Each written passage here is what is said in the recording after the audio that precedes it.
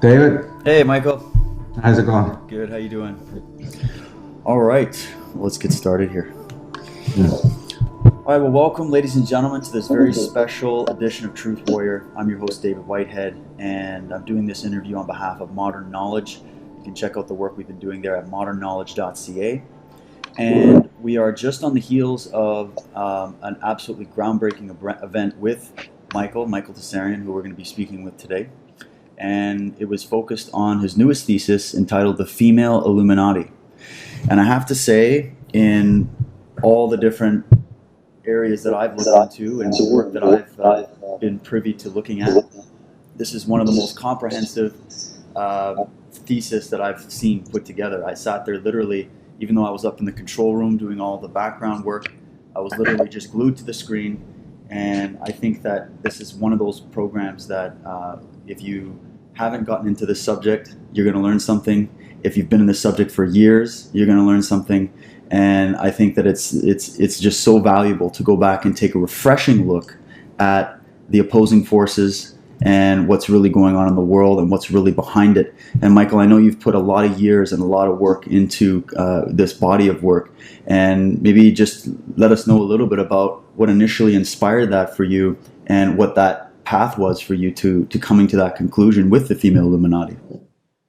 Okay, well, the whole idea started right about 2000, between 2004 and 2006, when I was doing the Origins and Oracles series. One of the programs within that series, it was a lengthy series, very much inspired by what Joseph Campbell had done back in the 70s and 80s. You know, an incredible series that he put together, and it kind of showed you what you could do. Just sit on a desk or, sit behind a desk and just go for it.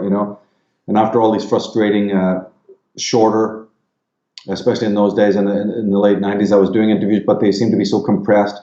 They were usually in TV studios where, it was just chopped to hell. And so I started this series of my own, produced it on my own.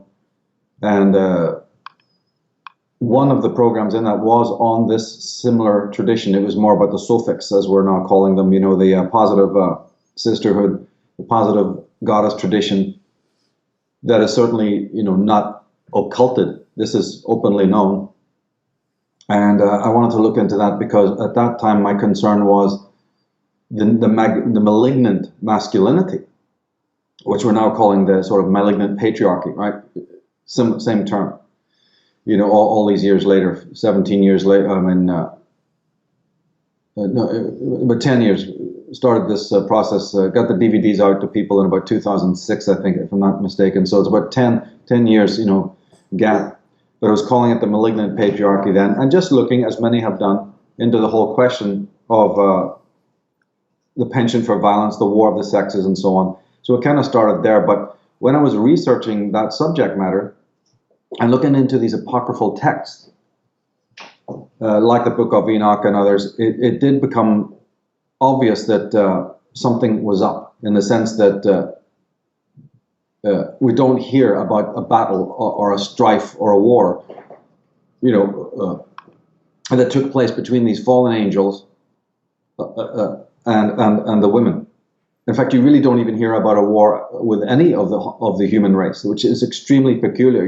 You have all this other talk, all this garbled information. You have a lot of peculiar mythographs creeping up that almost seem insignificant. There's so much emphasis on the seed of this person and the seed of that person, and the generation of this person and the generation of that person, and then interspersed in the middle of all of this, you get information about cataclysm, and yet it's just sort of glossed over. So there's a lot of emphasis on sort of non-essentials, and then this glossing over of things that you would think would be incredibly important for historians, even in ancient times, to write down. So it seems quite peculiar. Why was there omissions there? So that's kind of where the seed was. And as many years went by, and it just kept mulling on my mind, in other work that I'd be doing, I'd sometimes come across the same, a lot of my work involves looking at these ancient texts. And so it wasn't just with that DVD, it was also with the, Atlantis work that I've done. So in the end, with the Atlantis work and the DVD on the goddess tradition, and people can still see that original. If they go to unslaved.com, they'll find that most of the Origins and Oracles series that I did is up there now, free. You can watch it. So, I welcome people to go and watch the one called Divination and the Goddess Tradition, My interest there was about divination, about some of the ancient hoary rites, the customs, the teachings, these archetypal teachings of this nursery age and this positive goddess tradition. So once I had set that in place and then had addressed the malignant masculinity that certainly goes up to our present day, but has had holocausts and genocides against women, like the famous witch hunts, which cost the lives of nearly 9 million women, and it could even be more. And just that whole ethos of suppression. The numbers are bad enough, but what would even drive men to do such atrocities? What on earth? And then you hear the feminist writers and other writers, non-feminist anthropologists writing about that man has been attacking women. The rise of these great solar powers in BC era, in which there was waves of suppression. Biblical scholars know all about this rise of the Abraham when he's meant to talk to God, and from that moment there's a major shift in the status quo, in the sort of in religious terms, but also in political terms. Why would that happen? And then just one thing leads to the other. And then, like we did in the very early part of the female Illuminati, in the first sections, one thing I also had continued to study was not only, as I say, the prevalence of this tradition, but the fact that the symbolism, like the caduceus, the tree of life, this was incredibly replete through the Bible, and yet it was symbolism that arose elsewhere. It wasn't necessarily patriarchal, you see. So that was another thread of looking at this welter of symbolism, pentagrams, you name it, crescent moons, and just starting to realize that, look, that doesn't seem to originate from a patriarchal source. And then my interest, which has been not from the 90s or 2006, but from the 80s, symbolism, right, corporate symbolism. I'm studying this over here about this female symbolism, and of course that is jogging my interest again. And I'm seeing all of this in our world. I'm seeing all of this in our media space as well. So suddenly these two things just collided again, like I had done several other times in my occult studies. But now there was here I am studying this, and again there's this tie-in because I'm seeing all of these symbols that I'm looking at in mythology. I mean, right down to very detailed symbols, which we've looked at in that program. And here they are again, turning up in the corporate media. And even more so now as we move past the millennium with all these rock videos and pop videos and this exaltation of these female pop stars, these sort of airheads, and they have all this symbolism around them that certainly, it's impossible for them to have manifested or thought up, but somebody did. And some of it's extremely debauched. I mean, I don't know about you, but even people are quite lenient with artistic license. This is monstrous. It looks awful, right? It's really, really hideous. And so what's it all about? So there's 2, 3, 4 threads like this that finally start coalescing around about 2010 and 11. But I was busy then with the posthumanism tour and program, which to me was a seminal. And so it didn't really dawn on me to actually do a presentation on it. But then I did the psychic vampirism after posthumanism, and that is actually connected in many ways. It's not as different as people would think. There's a lot of connections there too to this female Illuminati subject. So it seems like a evolution. But again, like everything in my life, nothing's planned that way. It's just more like the evolution, getting things off the table, making some room, and then doing justice. Also, it was very important to do justice. That's why this thing is a magnum opus of 10 bloody hours. I mean, it had to be. Because I said, if I'm going to sit down and do this, it has to be like the Origins and Oracles. There can't be any editing. There can't be any cutting corners, One has to do complete justice to this because the audience will want that. They won't want to have only a smidgen of what you're talking about. They're going to want a whole package because you're dealing with Masons and secret societies, things that would take 10 hours on their own. Just the symbolism alone, or female psychology, whatever angle you're coming at, is a vast program in itself. And as I've said already from the beginning, I'm just kickstarting this. This is not by any means the last word on this subject. I'm just kickstarting something that I hope will be talked about, for decades. And it really is incredible because I remember listening to the Brotherhood of Death series that you did a while back, talking more about the negative patriarchal aspects and what was going on behind the scenes with what's generally accepted by people in terms of research into the Illuminati, secret societies. But then even at that point, you were bringing in information that was blowing holes in what most researchers were looking at. A lot of researchers got lost in this idea that, okay, well, if we're talking about the Illuminati, we're talking about secret societies, we're talking about something that is more of a Catholic order. But then you also have these Protestant tie-ins behind the scenes, and you have these Jewish tie-ins behind the scenes, and you have all these different groups that seem to be playing ball together. And I remember you bringing up the importance of looking at royalty and the history of royalty and the history of these families. I live in Canada, Michael, and we are pretty much a crown corporation here, run from England. Our regent is the Queen of England, Queen Elizabeth, and anytime the royal family makes its presence known here, our prime ministers, the entire cabinet, everybody gets down on their knees. They roll out the red carpet. They bring in the band. They've got the horses and the chariots and the whole thing. And I'm blown away by the connections going from that original Brotherhood of Death series that I've probably reviewed countless times just because there's so many notes in there. And then now bringing it into this other side, looking at the female aspect. That's incredible. And I remember the video that you did. Sorry to jump around a lot, but the video you did about the Queen's coronation and talking about the symbolism just in that. How do we get people out of this confusing state of thinking that the adversary is just one of these religious orders or just one of these groups? There seems to be something else that is a lot bigger that's going behind the scenes. Well, you're right about, first of all, I'd like to say you're right about this fixation on the royalty, which is more astounding. You even have in Ireland now people who once upon a time presented themselves with a different hat as being rebels and rebel leaders and freedom for the Irish people. Get the band out, shake hands. There's Prince Charles. We're good mates, right? Yeah. And the symbolism behind that is so utterly evil. I mean, Bobby Sands. There's men who died. There's men who perished in agony for the cause. I don't whether you agree with the cause or not. There were heroes here whose lives were dedicated to that cause. I mean, they're being sold out. Their memory's been totally sold out. Once upon a time, Gerry Adams was, censored by Margaret Thatcher. If he came on TV, they blocked out the sound. So how can suddenly just the elapse of time? I don't see anything else seismic that has taken place where that status quo should have changed. But suddenly the status quo has changed because these rebels have donned a new hat. Well, doesn't that justify my work, like you say, in Brotherhood of Death and in Irish Origins, in other presentations that I've done where I point this out, like the occult history of Ireland, stuff like that. So when it comes to getting people to be savvy, it's almost like the media helps us because all you have to have is a little bit of history knowledge, not going back even that far, and people can see the preposterous contradictions. It's just that you have to point them out. So you put it on a website or you make a little video about it, and people scoff at it, and think, what is this guy? He's crazy or something? You're like, oh yeah, I'm crazy. I got nothing better to do, right? So, but then what you do is it twigs, it stays in the mind. It sounds so preposterous in one way. That's a good thing, because if it sounds preposterous and you're ready to scoff at it at the pub with your mates, it also means that you're going to remember it.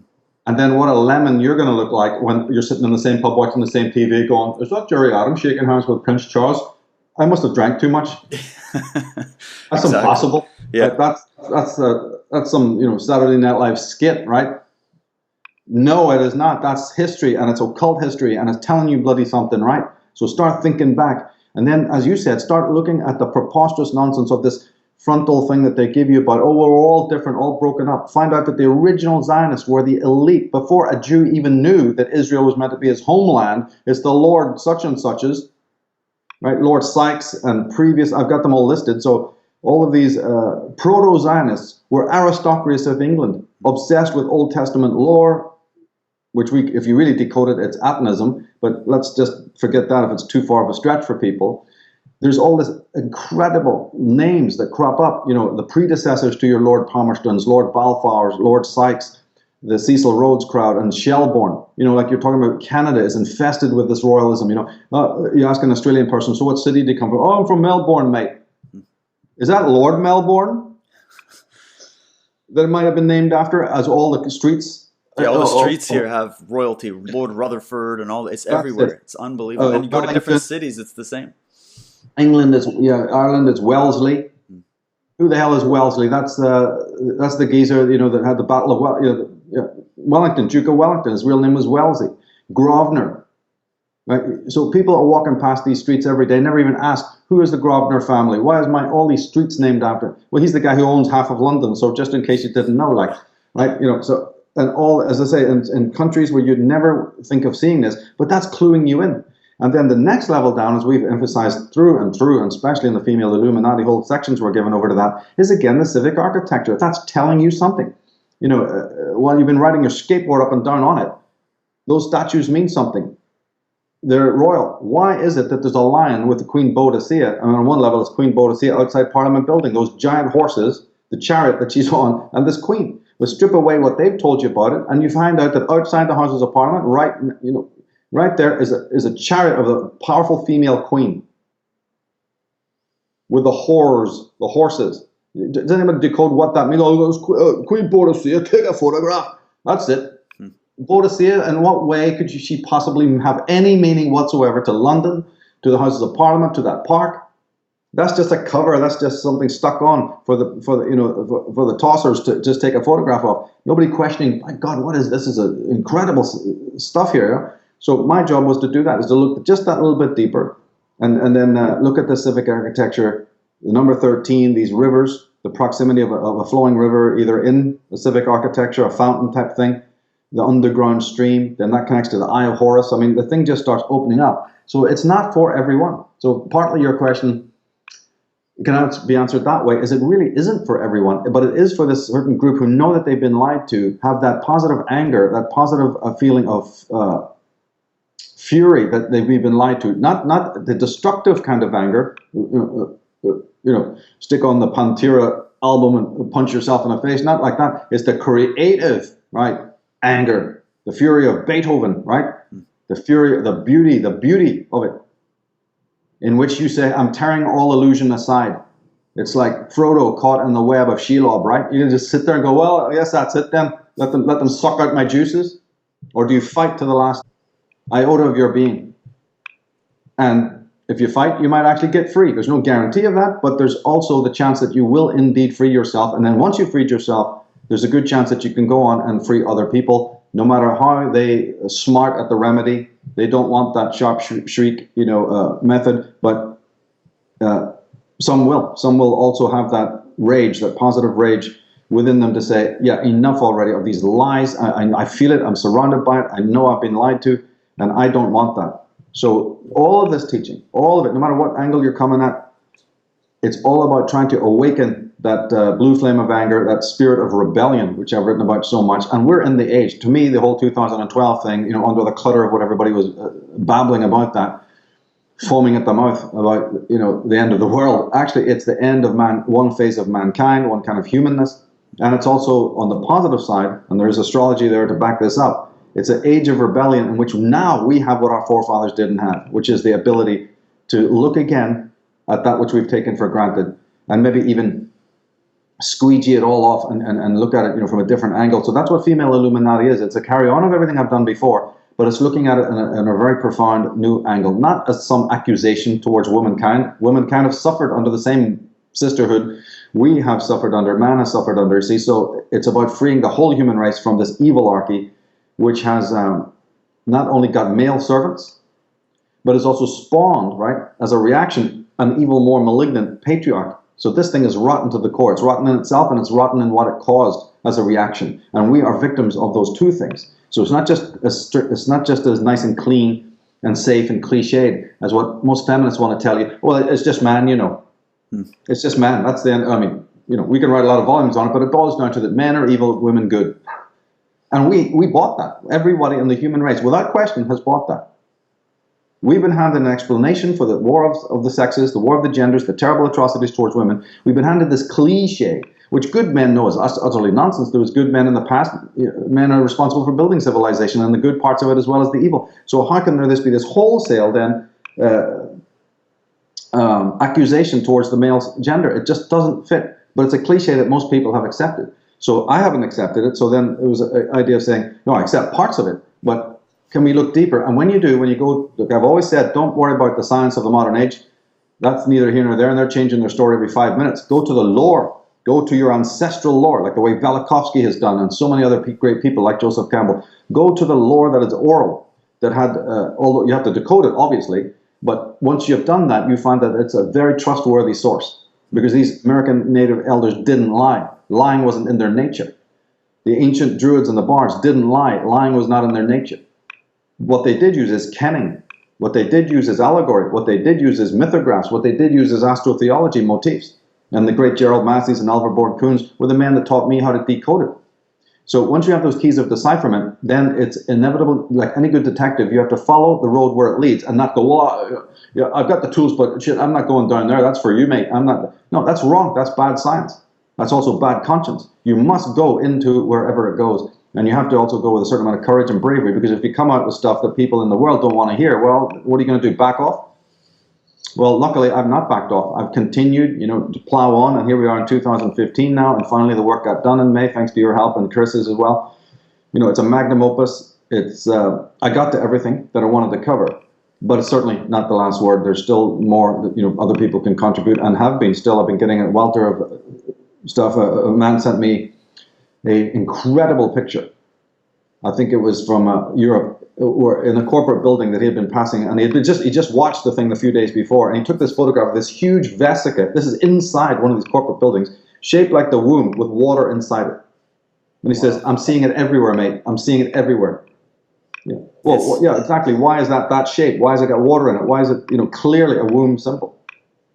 Yeah, that symbolism element. And when I was watching the production myself, and I've reviewed it a few times since, that's really where the core is. And when you're looking at these symbols in that way and understanding that we're talking about a malignant form of the feminine energy or the feminine spirit, or the references to this dark sisterhood, in the same way that you were referencing that man as well has had both a positive and negative expression. And it seems like the whole human race in general is in that space of being in a state of amnesia, where we've forgotten our history. We've forgotten to go back to the ancient symbols and the stories and the legends and our what they were trying to warn us about through that. And a lot of people look at it and they go, oh, well, that's just a design. They designed the buildings like this it's some kind of artistic expression, right? But when you start to see the similarities all throughout these different types of buildings of power throughout the world that are measured, there's people that go and measure this. They're using Google Maps and other tools now, and they're measuring the connections between these sites around the world. The city of London to the Vatican to the pyramids and all this. And there's an exact degree in which these structures are laid. And there's an exact way that they're built. So they're not that particular. The kind of work that it would take to make it that particular, as opposed to just throwing up a building and plastering on a nice symbol that looks good, it doesn't explain it away. The symbolism is the root of telling that deeper story, which is why when you pointed it out and linked it all together, it's an absolute mind explosion. And again, like we said, we almost stopped the program at the point where we were talking about René Le Chateau, because it's like, can we just stop here? Go to the place, buy a ticket and go. And you don't even have to take a guidebook. You don't have to read any of the occultists who are talking about it, like Henry Lincoln or the Holy Grail people or David Wood. Don't even bother taking that stuff. Just go there and use the evidence of your own eyes as a sort of amateur detective. And then come back and tell me what ostensibly Catholic secret society, the Knights Templar and the Knights of Sion, right, these Order of Sion, what were they doing filling the landscape with all of those shrines, churches, symbols of Baphomet, the numerology, the underground caverns, and then the pentagrammal, the geometry, the earth geometry. What's going on? That's not an anomaly either. That's something massive. And then when you go to even the local know-it-all in that area, they'll just say, well, that's all. Haven't you read the books? It's a cult of Mary. What? So the whole thing just breaks down the cliches, what we've been bought into. It's just, I've done that work in other smaller areas and then suddenly found these things. And it's like you go, look, I can only look at the evidence that they put in front of me, like I've emphasized time and time again. I'm just looking at their artwork. I'm just looking at their works. You come along with me and I'll show you something. It's like walking through a museum. But you come with me and you find the masculine symbolism in any of this. A lot of long beards. Well, goats have long beards. Doesn't make it a high priest. So you can stick on a beard on something. It doesn't masculinize it, but it's the only thing. Behind even God, Jehovah, you've got incredible stuff there about the serpent god, the son lover of the goddess, the consort of Asherah, all of this kind of thing. Somebody talking about Baphomet, somebody sent me a photograph the other day, again after watching the program. You remember the old AOL company? Yeah. America Online? America they used Online. to have a pyramid, and then in it was two crescent moons sort of juxtaposed. Huh. Two crescent moons, just like you see in the Baphomet symbol of the two crescent moons. Wow. And it's like, and I forgot about that logo. And the guy was saying there, you talked about the Baphomet and the menstrual moon. Menstruation means a changing moon. And in the Baphomet symbol, you see the white crescent moon and you see the black crescent moon. And this guy said there's an AOL symbol. They've only chosen two symbols, and it's these two crescent moons inside a pyramid, for God's sake. And the pyramid we extrapolated was entirely a goddess symbol, without any masculine connotation at all. And just in case you didn't get that, they made it 13 levels in the dollar bill, because 13 is the cardinal female symbol, and then the actual mottos of 13 letters and all the rest of it, just to emphasize to those who are initiated. So it's not the layman. The layman is not going to get hold of this at all. It's beyond him. You see, to him, 13 is just a number after 12 and before 14. What's the big deal? Yeah. Okay, right? It's like, Michael, I looked it up in the dictionary. No way, mate. No way. Genesis, that doesn't mean genes of Isis or nothing. That just means like beginning, like it says in the book. What book exactly did you pick up? Well, the book written by the masters. That my masters, the overlords, I read their book. They don't say anything what you say. Right. Okay. Good. I'll see you later then. Okay. Right. I'm wrong. You're right. Bye-bye. Why don't you go and also the same book then and look up connotative? Yeah. While you've got that book and you're mulling through it, go to C, look up connotative as opposed to denotative. And maybe wheels will now start to move. That you can have a non-literal meaning. You can have the dictionary definition. It might even say that there. It might even say it in the dictionary. Connotative, not necessarily the prime meaning or dictionary definition. Whoa, can the wheel start moving now? But, we are dealing with people who have been completely institutionalized in their thinking. I've gone into this so much. So now I just don't even bother with it. I put my stuff in front of it and say, okay, you like it, you don't like it, But one day you might find those connections within yourself, the why of it. The famous how, why, where, when. When people start asking these questions, and especially as we've said time and time again from the outset of the female Illuminati, symbol literacy. It's what we don't have, but what we should have. But our masters have it. This is the footprint that they've left, because they are obsessed with it. Just like the atavistic, atavistic symbolism is like the next level on, the most advanced level of symbol literacy. And we introduced that for the first time in this program. And maybe we can talk about that later. But just the basic, again, symbol literacy, which I went into in Brotherhood of Death and other programs, that's their mistake, if you will. That's their leaving of the forensic evidence. The etymology is part of that. And once that keeps leading, so in the beginning when you asked, how did you discover this? It's through that method is one of the key things, just keeping that symbol literacy going, and then it moved forward until you start extrapolating this more particular form of obscene imagery and symbolism, which leads in a direction. This etymology leads somewhere, and symbolism leads somewhere. Like I said, it ends with this atavism. And once you've cracked that, oh my God, the whole dirty, sump of the whole Pandora's box at that point is flung wide open, and you get to see what's been going on this planet. It's incredible. Oh yeah, it's true. And actually, I had the honor of interviewing Jordan Maxwell last year, and he was bringing up a really good point about symbolism. He said, look, if you come to LA and you're walking downtown or you're walking through the streets and you can't decipher the symbolism left by the gangs in that area, you might find yourself in an area where you're not supposed to be, because that's not your turf, that's their turf, and they've marked it using their symbolism. So you better become pretty symbol literate just from where you're going to be walking, because you might be walking on someone's turf, right? Some of these gangs, they declare turf and they mark it up and they put symbols to mark it. Some of the symbols are physical symbols, like throwing some shoes over a telephone wire or putting spray paint of some kind of symbol here or there. They wear the jackets and the shirts. They're a little bit more overt about it, but we're dealing with the criminal mafia that runs the world, that have been doing this for thousands of years. And there's also the ritual element. This is something that I found to be very key.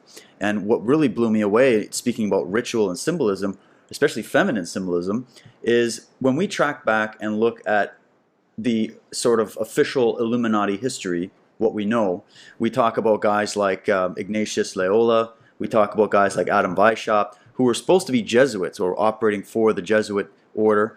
And the Jesuit order has always been held, historically as being something very powerful. Even Dulles, the founder of the CIA, was saying, this is the most powerful intelligence network on the planet, etc. But yet their symbols, and these guys are walking around in dresses. They're walking around using female symbols. So they're meant to be the big, scary Illuminati, but they're using these very symbols that we're talking about. So getting symbol literate and understanding the big international gang signs is really what we're talking about, right? That is what it is all about. And once you develop this ability, you will then quickly discover the ambivalence of the symbols, so that two gangs can even use the same symbol. Like those red and white dragons in the Arthurian legend, or the five-toed dragon and the three-toed dragon, right? Or the serpent. The serpent can be used by good, positive groups, like we use the word Sophic, and then the Sophianics, using the same symbol in a more negative way. That helps as well. But see, one of the more interesting areas, why we don't have the symbolic literacy and they do, is because we are the victims of the ancestral trauma. So the freezing that happened to our minds and intelligence centers partly cut off this. Because remember those two quotes I started with, which showed that all the early teachings were symbolic. I opened with these two quotes to show you, and I could add hundreds of quotes to this, where they said that in the past all learning was symbolic. Right, so then how come we are so symbol illiterate? That then leads you to another pathology, which is the shutting down of these centers, and that occurred through the trauma. So the man today needs to become symbolically literate, but he also needs to bring the past to the present, so he can remedy this deeper ancestral trauma. From the paroxysms of nature, that's one level of the trauma, and I dealt with that in the Atlantis book. But now as we move forward, we see that there's also others. There was genetic manipulation of our being that caused a major trauma.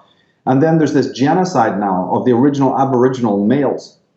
You see, so that wasn't something I dealt with before, but now I've come to believe from reading and it was a sad thing in the female Illuminati, that's one thing we did have to leave out, is these incredible accounts from all over the world that talk about women creating the cataclysm, this basically the sisterhood, not women again in general, but this evil sisterhood that colluded with the Nephilim, decided to wipe out the Aboriginal men. So that is one of the other instances that we heavily suppressed. And a heavily suppressed person, heavily repressed mind is like a heavily drugged mind. It is a mind-controlled mind. It's auto-hypnotized. It's a racial amnesia. And my God, the profoundness of that, like I said, that could be a 10-hour presentation right there. Yeah. I want us to skip over things, but because there's evidence of this. I mean, just, if you have the Manuel Velikovsky's entire library, oh my God, do you have any idea of the incredible work that could be done extrapolating that man's thesis from the first book he wrote to the last, which is all about ancestral trauma. Mostly he wrote about the causes of it, right? The paroxysms of what he thought was a comet. He didn't, we disagreed, because it was an orb in our solar system that got destroyed, i.e. Tiamat or Phaeton, whatever you want to call it. But Velikovsky, a little bit like Commons Beaumont, a little bit like Zachariah Sitchin, believed it was a foreign body. Just as an aside here for people who are interested, because they might read my work to be a clash. They think it's a foreign body, i.e. Venus or Phaeton. They have their own, and that came in like a billiard cue, and just smashed in and created devastation, higgledy-piggledy. That's why Uranus is on its side. That's why the moon is pocked. That's why Saturn has those rings. That's why that asteroid belt, our solar system is in a state of chaos. And so every one of these teachers had a different reason for it.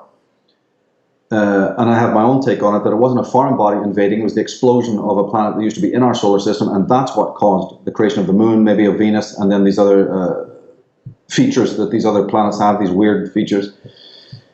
And that's why today people pray up and look up. The trauma has caused us to pray to God for safety, and when we do that, we look up because we're looking to heaven, right? The heavenly bodies, because it was the heavenly bodies that caused the original trauma, the original unearthing of the human psyche. And so now we don't look down. Hell is down, right? Danger is down. The creatures of the abyss are down. That's on earth, here in the void. And we look up to say, oh gods, don't do this again. Because the gods were considered planets in those days. Remember, I even had this anecdote where the sisterhood, and maybe not just the sisterhood, but other priest darkies were using this fact for their own benefit. Some of these cataclysms that happened later, or at least these celestial events, played into their hands to help galvanize their power. That's a separate thing from what we're talking about. But ultimately, even the reason to look to heaven and to pray for order, the bringing back of order, and don't visit us again. And I'm not making this up because it's right there in the Bible where God says, yeah, I won't visit you again. The rainbow will be the symbol of my agreement with you to never bring any more cataclysms. Well, it's funny, history's been full of them, right? But anyway, right. But the Bible, how many tsunamis have we had? Yeah. God must have forgotten. He must be sort of, like an absent-minded professor. Hundreds of millions of people have died. In Bangladesh, go ask them there and tell them, did you know in the Christian Bible God said to be visiting you with no more monsoons, typhoons, cyclones, and all the other tidal waves and so on. Is that what it says? Jesus, it was real accurate too, Yeah. Okay. And there's also been this feeling, I guess, it's from the religious sort of tentacles that we've all been raised with and conditioned with, where we have to bow and have this sort of worshipful attitude towards something that is looked at in a hierarchical way. And this translated very easily for the elites of history. It doesn't matter what culture you come from. If you can get people in that mindset where this God force is there and it's going to bring some kind of wrath down upon you if you don't worship in the right way or say the right mantra or walk and go and get water a certain way. It's a very easy control structure, and it seems to be that religion and that negative view of the divine spirit of the universe, especially embodied in a very particular way, that's been something that has also assisted in continuing this trauma. So we had the original traumas that took place, as you've pointed out, and fractured our consciousness, and then from there it seems like these other people or beings sort of picked up and from there just said, oh yeah, keep going that way, let's keep the trauma going, let's keep everybody lined up, bowing their heads, following orders, let's fracture the language, let's divide the nations, let's get everybody at war, so that way from that chaos we can create the order that we want, which is pretty much what it's always been right up to today, right? Yeah, and that galvanizing force was the priests. They wanted to galvanize their force, and they used this fact. They studied early on that man was in this comatose state. And so they're the ones who exacerbated this problem by creating even more divisions, like you say, second waves of trauma on top of the first. Well, they're still doing it today, by the way. The pulling of the rug with various everyday traumas about vaccination and mercury and fluoride and wars and rumors of wars and meltdowns financially. This is all done to, again, unseat us on a psychological level, because they know that if they can get down to the lower strata and unseat you, automatically the rest of the body politic is crippled. So they don't really need to go in on all the upper levels. That's been tried, and it's not very successful. They've always used this more subtle Orwellian, or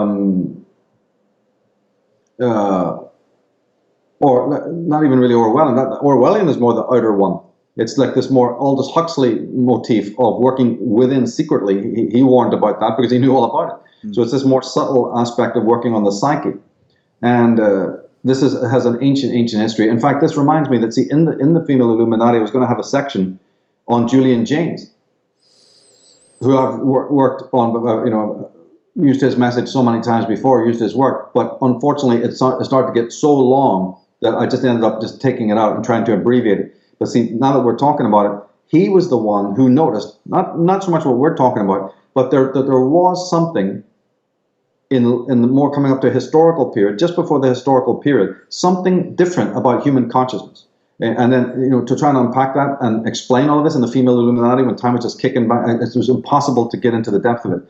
But in short, what he was really saying is that we didn't have the subjective sense of I-ness that we had in the later historical times. And this is backed up by even people like Eric Fromm, who said we didn't have a sense of I-ness right up until the Middle Ages. And that's all debatable, of course, right?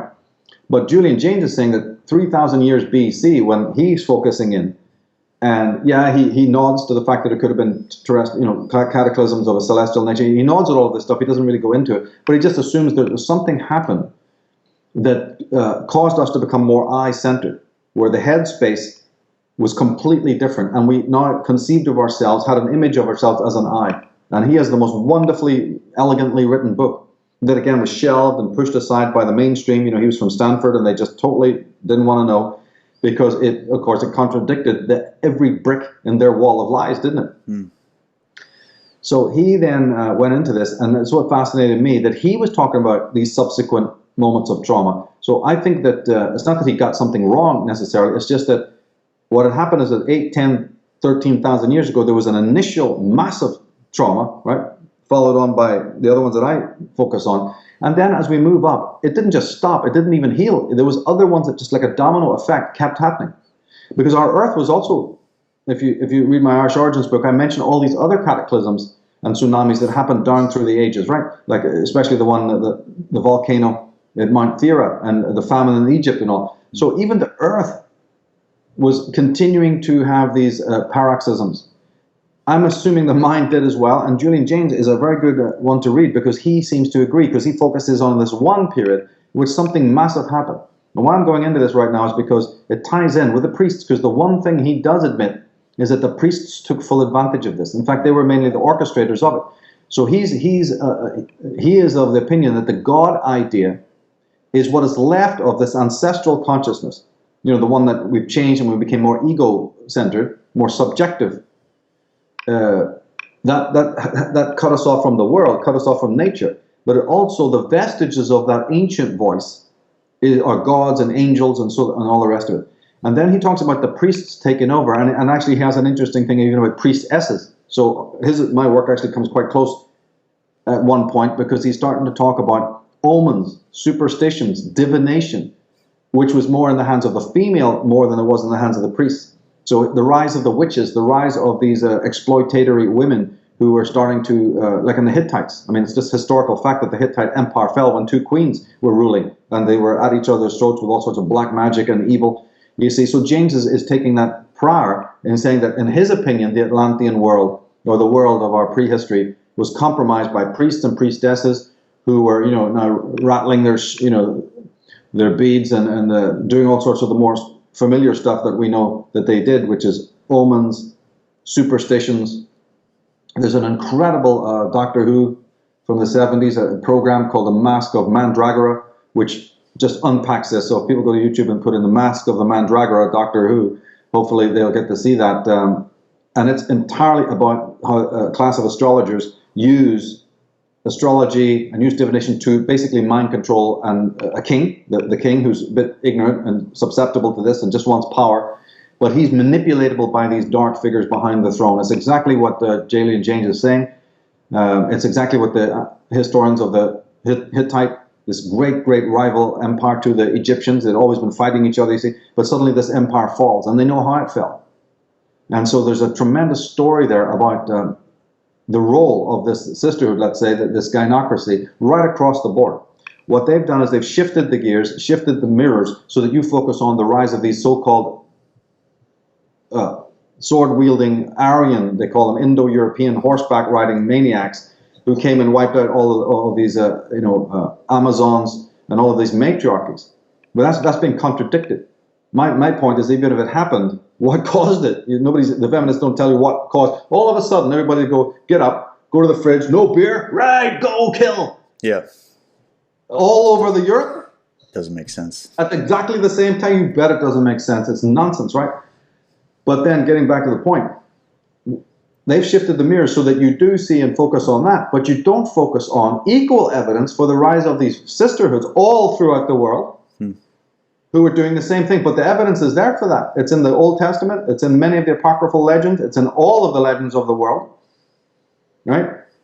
Remember that quote? I actually should have used it more, but I have it about twice in the female Illuminati, and it's about that Dogon myth where a woman discovers what they call the skirt of the Earth Mother, and it's stained in blood. And she wears it and gains universal power, and in the end the men got to come in and steal the thing away and bury it or burn it, because to get the power out of the hands of the woman, right? Of course, we know how feminists would interpret that, but she'd interpret the part where the man go steal the skirt, not that the woman abused the power when she got the skirt. It's only a couple of lines, mate, but they're going to focus on the last part and not the first, and that's what they've been doing historically, right? Yeah. Now, when I used that quote, I was just focusing on the fact that it was a symbol of the menstrual blood, that even the Earth Mother bleeds, and that's the aprons that the Masons wear. You know, I was tying in that kind of thing. But it dawned on me later that, no, wait a minute, in that Dogon myth, you've got the whole story right there. That the Earth female, so to speak, found a divine thing, found a thing of the Earth Mother, and abused it. That's the two sisterhoods. The original Sulfics had the love of the Earth Mother. They were communing with Earth Mother. They may have used even, you know, hallucinogenics to do that, but there was nothing negative in that at all. Another group, right, the younger female, came and with, you know, avarice, with personal ambition. This is the sisterhood, you see. Take the skirt. So as I said, they wrote in metaphor, they wrote in allegory, and she used it to just devastate. Used the power that wasn't hers to devastate until the men were the victims, so the men went and took the skirt, you know, and there's hundreds and hundreds of legends like this about this kind of abuse that, again, the feminists do not want to know. They don't want to go up to tell you what caused the rise of these malignant patriarchy. Their reasons for it are extremely shallow and wrong-headed. Even if you get, some of them are so fervent, they don't even offer, and it just happened. Like I say, it just happened. If we're in a court of law, that is not good enough. It just happened. Yeah. And they won't come down to the other level to accept that women have a criminal history. Now, you don't need to be a misogynist, you see, to tell people that women have a criminal history. Anthropologists know all about it. Prostitution, one of the earliest, what do they call it? The earliest profession, sort of half jokingly. Yeah. Yeah, well, prostitution is illegal and moral crime. Prostitution is not written in any scripture. That's immoral against the eyes of God, yet it's something that women have done throughout the years. The prostitution we dealt with in the female Illuminati is the higher ritual, Vestal, virgin, aristocratic type, which had a whole other theological, in my eyes, it's just as criminal, but it's different in the context we're talking now. That's a very religious, holy, spiritual, the sacerdotal female administering her potions, offering sex, no money involved. At some point in history, other women, right, decided, hey, that's good, but we can charge money for it, a much later phenomenon, right? And that became what we know to be prostitution. Behind that is the more sacerdotal version that we covered extensively in the program. But then the prostitution more familiar to everyone is a sort of a stripped down version of that where money is not being charged. But the crime, and this is not me saying this is well-known anthropologists and criminologists saying this, that because man now had to pay for what he needed sexually, he started committing the other welter of crimes that we now know today, right, in order to pay for the prostitution. So right there, women are at the center of historical crime. I didn't write this, I didn't invent it, it's a fact. Once they saw that this was taking place, they could have packed up and said, oh, well, we got to change this, because look at all the theft that's taking place, even the murders. The men are cudgeling people in the alleyways and breaking into houses, you see. No, they didn't stop. It got worse. And so a sane woman, a sane man knows that, look, the licentiousness of history, the infidelity, the incest, the hypocrisy, the duplicity, the manipulation, the murders, the incarcerations, the luring, the bewitching, right? The infanticide, the patricide, the regicide. How can you lay all of that only at the door of the male? Anyone who's even done 5 minutes of homework and is an open-minded person knows that all of those crimes and more are antique. They've been going on from the dawn of time, even embezzling and what have you. And women are right in there with it. In the secret history of America, do you know how important, it's another area that people need to investigate, is the role of women in the undermining of America. Behind all the Alexander Hamiltons and Galatines and Aaron Burrs and this other Belmont, Auguste Belmont, and the Livingstone family, and all I could just go on and on naming you these murderous families who undermined the sovereignty of America, working for the Crown of England. The women were central in that. Tutors, funders, co-conspirators. Do we know anything about, can you name me one of those people? But no, but you can mention the men involved in this, easily. Did you know that heads of the Illuminati like Giuseppe Mazzini, one of his closest colleagues, the woman he stayed with in London, was Thomas Carlyle's wife. They were completely in collusion. So everyone's heard about Thomas Carlyle, and everybody's heard about Giuseppe Mazzini. But have they heard about the woman with whom he stayed when he was there in her mansions, or any of the other anecdotes I could go into? You see, so this editing. This incredible editing that we've done with history, even modern history, and let alone ancient history, is the result of what? The trauma. When you repress something, right, like the original one being the Aboriginal destruction, once you cannot face that, then automatically you're skewed in your vision, and then other crimes that women have done down through the centuries also get minimized, negated, or, oh, there's another source to that. And again, it's like, the justice is slapped in the face. And we have mitigation. Now, all I've done is, I say, when you sweep away some of this mitigation, it's like, a lawyer taking out the whole dusty brief, and like they have to do with any kind of cold case. And you start looking it over it again, and you say, well, let's get rid of the mitigation. Just park it. Just bracket it for a minute. Incredible things happen. And do you know what happens? The myths of the world come back and go, told you so. Where have you been, modern man? What are you thinking? Don't you know that 90%, 95% of your own history is prehistoric? You're living in a bubble of modernity. Your own history, the human race, the hominid, whatever you want to call it, the majority of that history is prehistoric. What do you know about prehistoric? The moment somebody talks to you about wars of gods and rise and fall of Atlantis or hundreds of other continents, you laugh and leave the room. Yeah. Or more likely, you pillory that person who's trying. How dare you? What do you know about it? You've just been watching soccer games and just big screen TVs, and you don't even know that everything you are involved in is built on a giant pyramid of the past. And most of that past is prehistoric. So the less you know. So even when a Freud starts talking about, the top, totem and taboo, the prehistoric setup. I cover this in, I think even 2-3 chapters actually in the volume 2 of the Irish Origins. I found it so important. Again, when you strip away what people have said and you just look at what this man was saying about the primal tribe situation where the sons conspire to kill the father, the regicide, right? All of this fascinating stuff.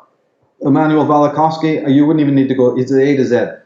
You can throw in Julian Jaynes if you want, but if you just go to Immanuel Velikovsky's work from A to Z, you will have a picture of the past. And I think even in many ways equally as strong, especially for people living in Britain, is Commons Beaumont, my great hero, right? So, it doesn't take much though. Because a lot of the other books that have been written in our 20th, in the last 10, 20 years, are basically recapitulations and reiterations of these earlier guys, just in more modern language. But the purist says, I want to pick up Riddle of Ancient Britain. I want to pick up Worlds in Collision or Ages in Chaos. I did. Before I wrote my Atlantis book, I'd been reading all of that. That's what inspired my work, right from Point Go. Or the great Ignatius Donnelly. But it's only a handful of people we're talking about. But they offer you such an archive of knowledge that then your job becomes easier. You can find within them so many other threads, that you can then follow on your own. So it's not like, oh my God, I got to listen to this guy's rant, No, he's talking about the heavens, the cataclysms, the dynamics of the priests manipulating the human race, the ancestral trauma. It's all there, and it's right for us to take it apart and reconfigure it again in a way that makes sense to what we now know, because those guys lived several decades ago, and there's been lots of progress. So we can take what they were, and it's our duty to do that, to take the great work of these men with whom we could never know anything about our times. These are the greats, the giants. But we need to renovate and upgrade their work, and not just leave it there, to gather dust. That's crucial in my eyes. Oh, absolutely. We, as you said before, we stand on the shoulders of giants. We are here in this time bringing together what we've been able to discover through modern research. There's been new discoveries happening now on a regular basis. It's something you even predicted in your Atlantis work, was that this was going to be an age where we were going to get so far down the road in terms of unraveling our past. And as you keep bringing up trauma is something that you can't run from. It's something you must face. I know that from just experiencing the little traumas I've had to go through in my life, that if I had left them in the back door or the back closet somewhere and never really fully addressed them head on, I wouldn't be operating in a pure, fully cognitive way. I would be constantly hampered by that. So it's as if the whole human race is hampered by these various traumas. Mankind has their men would have their trauma that they have to deal with and account for their history, their criminal history, as well as women. It's this. The human race in general has suffered, in different ways because of these various traumas and because of these external influences. And you also bring up this concept of, consorting with the Nephilim. Actually consorting with the beings that came here to, basically take over and initialize their agenda and using the human race as their fodder, right? And so if we have people that are consorting there and to kind of almost sell out their own kind, that's probably, I don't know how much more criminal you can get, when you really analyze it. That's right. And that's why even today, people think, this is all ancient history. The word female that is used every single day in our world means evil male. Fey, right, means evil. F-E-Y or F-A-Y. And male is the male. So the very word we use for women, female, means evil one, evil male. Right? Wow. So we are carrying it in the interstitial moments of our life, the symbolism, what we do unconsciously. That's why I said it's repressed. So when we talk, oh, that female, we go, that evil one. I mean, we don't even realize, and women don't realize it either. So it's in, like you said, it's indelible, like a tattoo. It's like in our DNA. It's in our racial memory. We operate by forgetting it, and then forgetting that we forgot about it. Now, I know that this is disastrous because all my interest in ancient history is born out of my interest in modern age. The control mechanisms, like we talked about in Brotherhood of Death and others, this hidden hand of elites know this. I mean, one just could say it to the end of their days. They know this, so they only know that they've got to just remind you, and they can do this subliminally through media, through advertisements, through all sorts of other subliminal means. The moment that they start working on that raw nerve that lies at the base, it's like a rotten tooth, it's like the house of cards. The moment that they challenge that, everybody falls into draconian line. Everybody will march off like robots to kill whoever they say the enemy is. And they have just, then the rest of it is a game for them. It's like, what game should we play today? When we've got the formula, you take it, you be white, I'll be black. And then the game of world politics, that grand chessboard, and you have various people down through history, like we said, Lord Balfour 1 minute, it's Zbigniew Brzezinski the next minute. These are just guys who, like, oh, I'm chucking the towel in. Can you take over for me, like in a game of cards, a game of poker? I'm tired. And so another Johnny with a cigar smoke blowing in your eyes comes along to blow smoke in the eyes of the human race. It's just one, and they're trained to do this. They have their own colleges to say, join the game, mate. It's called the Great Game. Did you know that? In MI5 and secret in the British Secret Service, the geopolitical machinations are actually called the game. I'm not making this up. They actually call it the Great Game. They whistle blow this in a movie called. It's actually quite hard to find. It's called Kim, K-I-M, based on the work of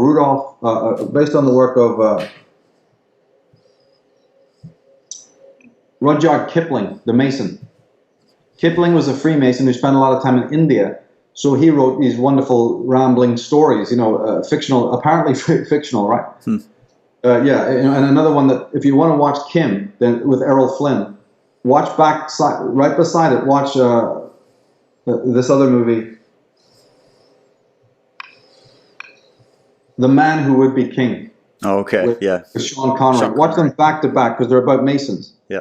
And they're about India specifically. And you don't even have to decode it. It's so bloody obvious, right?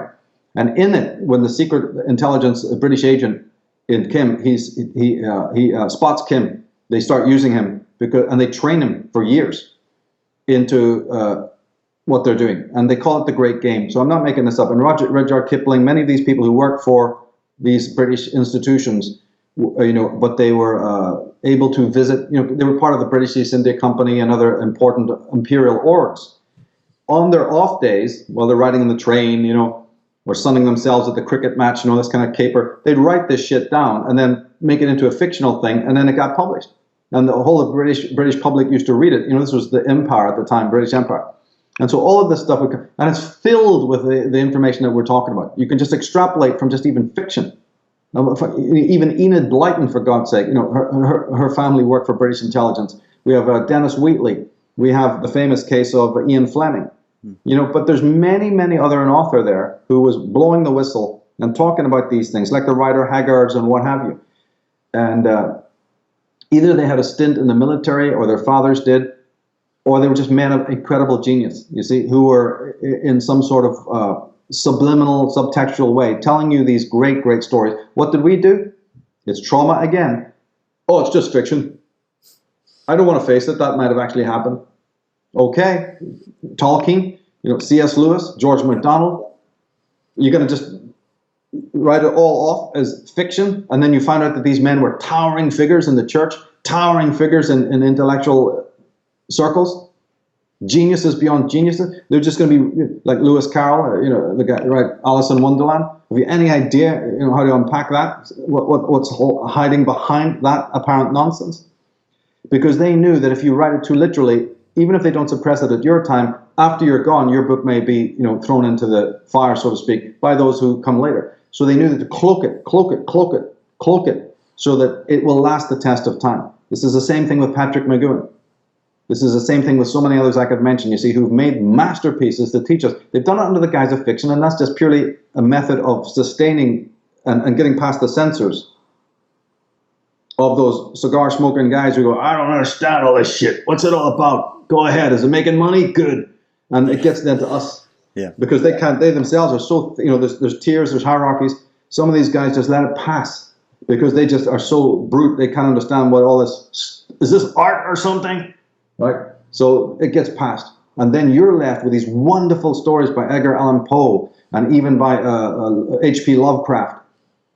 Right? And what about the guy that wrote the Conan the Barbarian, Howard Smith? The Conan the Barbarian stories, and Alice in Wonderland and all of that. Red Sonja and all these. Red Sonja, come on. I mean, you don't even need to decode that goddamn film. It's right there. And many of these other ones, the Doctor Who's, the Blake Sevens. So I tried to open in the female Illuminati by suggesting some of this so that the right brain is activated too. Because remember, this is ancestral after all. So we need other things. And do you remember, that's why periodically, by the way, they happened in the 70s with all those Charlton Heston disaster movies. Then it happened again sort of coming up to the new millennium, where you had the day after tomorrow, destruction, aliens. They even made that crazy, stupid-ass film, World War of the Gods, War or of the whatever it was. Worlds and War of the Independence Worlds. Day and all these films. Yeah. All that, again, because this is part of this touching of that chord. Hey, make sure, they're getting a bit sleepy in the wrong way. Hey, Cameron, get out there, right? So Avatar, so like you say, The Abyss. If you can even watch that horrible movie, but again, decode it. Look at these things and a way to decode it. Wow. What does the water symbolize? What are the beings in the water symbolize? The whole thing is loaded with occult symbolism that actually happened here, deluged through water. In our deepest brain is the idea of water being scare the shit out of you and the creatures in the water. We have, Solaris, that amazing movie. It was remade. You can either watch the original or even the latter. The one is so good. Solaris, a planet of water that has this, it's like a brain. And when you go near it, it changes your dream state. It changes you as you are. An amazing movie that works on many levels, Freudian, Jungian, but it also is based in the idea that our planet once was like this. It was laid waste. And the planet itself then becomes a metaphor, a double metaphor for not only the actual physical destruction, but the new race who came, who have got a split consciousness. But in the movie Solaris, you're really being regressed. And there's the woman again, the symbol of the female who turns up as a sort of a ghostly, atavistic memory and affects the character in the movie. And then he's slowly regressing out of the ego. I mean, that's almost gone as soon as he lands, actually. And then he's into the whole nebulous world of the pre-conscious, hallucinogenic, sort of real psychedelic stuff where, the planet's talking to him and is partly good and partly bad, and he doesn't know if he's being pulled apart or there's another kind of, coalescence of his consciousness. Yeah, well, that's we all have to go through this because we don't know. And for some people, the moving into the unconscious is purely disastrous, purely something they want to resist. And for others who take a more of a Blakean, aspect, they go, oh, no, there is a layer of trauma, but behind that, there's something even greater. And I've got to make that underworld journey. I've got to go through the realm of ruins. If you watch the end of Orpheus, Orphée, the French movie by Jean Cocteau, know how to decode that movie. You've got the presence of the female. That movie is monumentally important. And then you see them in the end, they're going through what appears to be, they move through a mirror, actually. It's one of the first movies that actually had this motif of moving through a mirror and then going into the other world and then negotiating the ruins and the kind of weird, sort of surrealistic Alice in Wonderland type of environment in order to get to the secret of what's really going on, a greater sense of wholeness. But that sense of wholeness then requires the total denial of everything that has been known before. Because we've been living in a world of mirrors in which truth is a lie. The mirror has been, and the mirror movers have been moving things as you walk. It's like a predator who knows how to change its scent. It's like 1 minute it's standing on 2 legs, next it's on 4 legs, next it just disappears and flies away. The predator is able to change its form. It's chameleon-like, and therefore it's very, very hard to follow. And it's the same with our minds. Our minds have got many halls, many mansions, many of them in total ruins. And so it takes a great deal of power, like the hermit in the tarot card, there he is with his lantern, but in that light of that lantern, you might not just see beautiful pastures and wonderful utopias laid out. You might see ruins of unimaginable horror stretching to the horizon. You may see, like what C.S. Lewis pointed out in his Magician's Nephew, you know, the devastation of entire worlds. And there's the female again. You know, so when people dig into this, they're going to see patterns, and it's like you said at the beginning, it's the same motifs, maybe slightly tweaked, but over and over again, it's the same motifs. We are the ones who are editing. We're the ones who are not connecting the dots. We're the ones who got the beads all over the table without a thread. So the time my belief is that the time has come to put them together.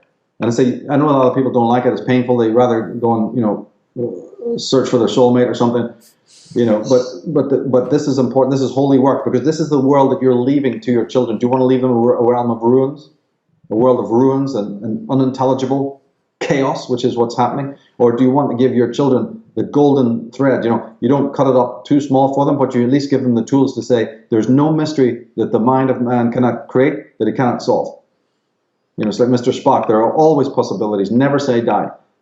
If we got into this situation, we can get out of it. And this, it goes for even the bigger levels. Even though the job may be painful and you got to burn down a lot of sacred cows on the way, you know, it's still a very important. And it's just each of us. I have my own way of doing that with the scholars I read and touch on, and then another person will have a completely different way of coming to the same conclusions. I've had people tell me that you know, in their work with the human body,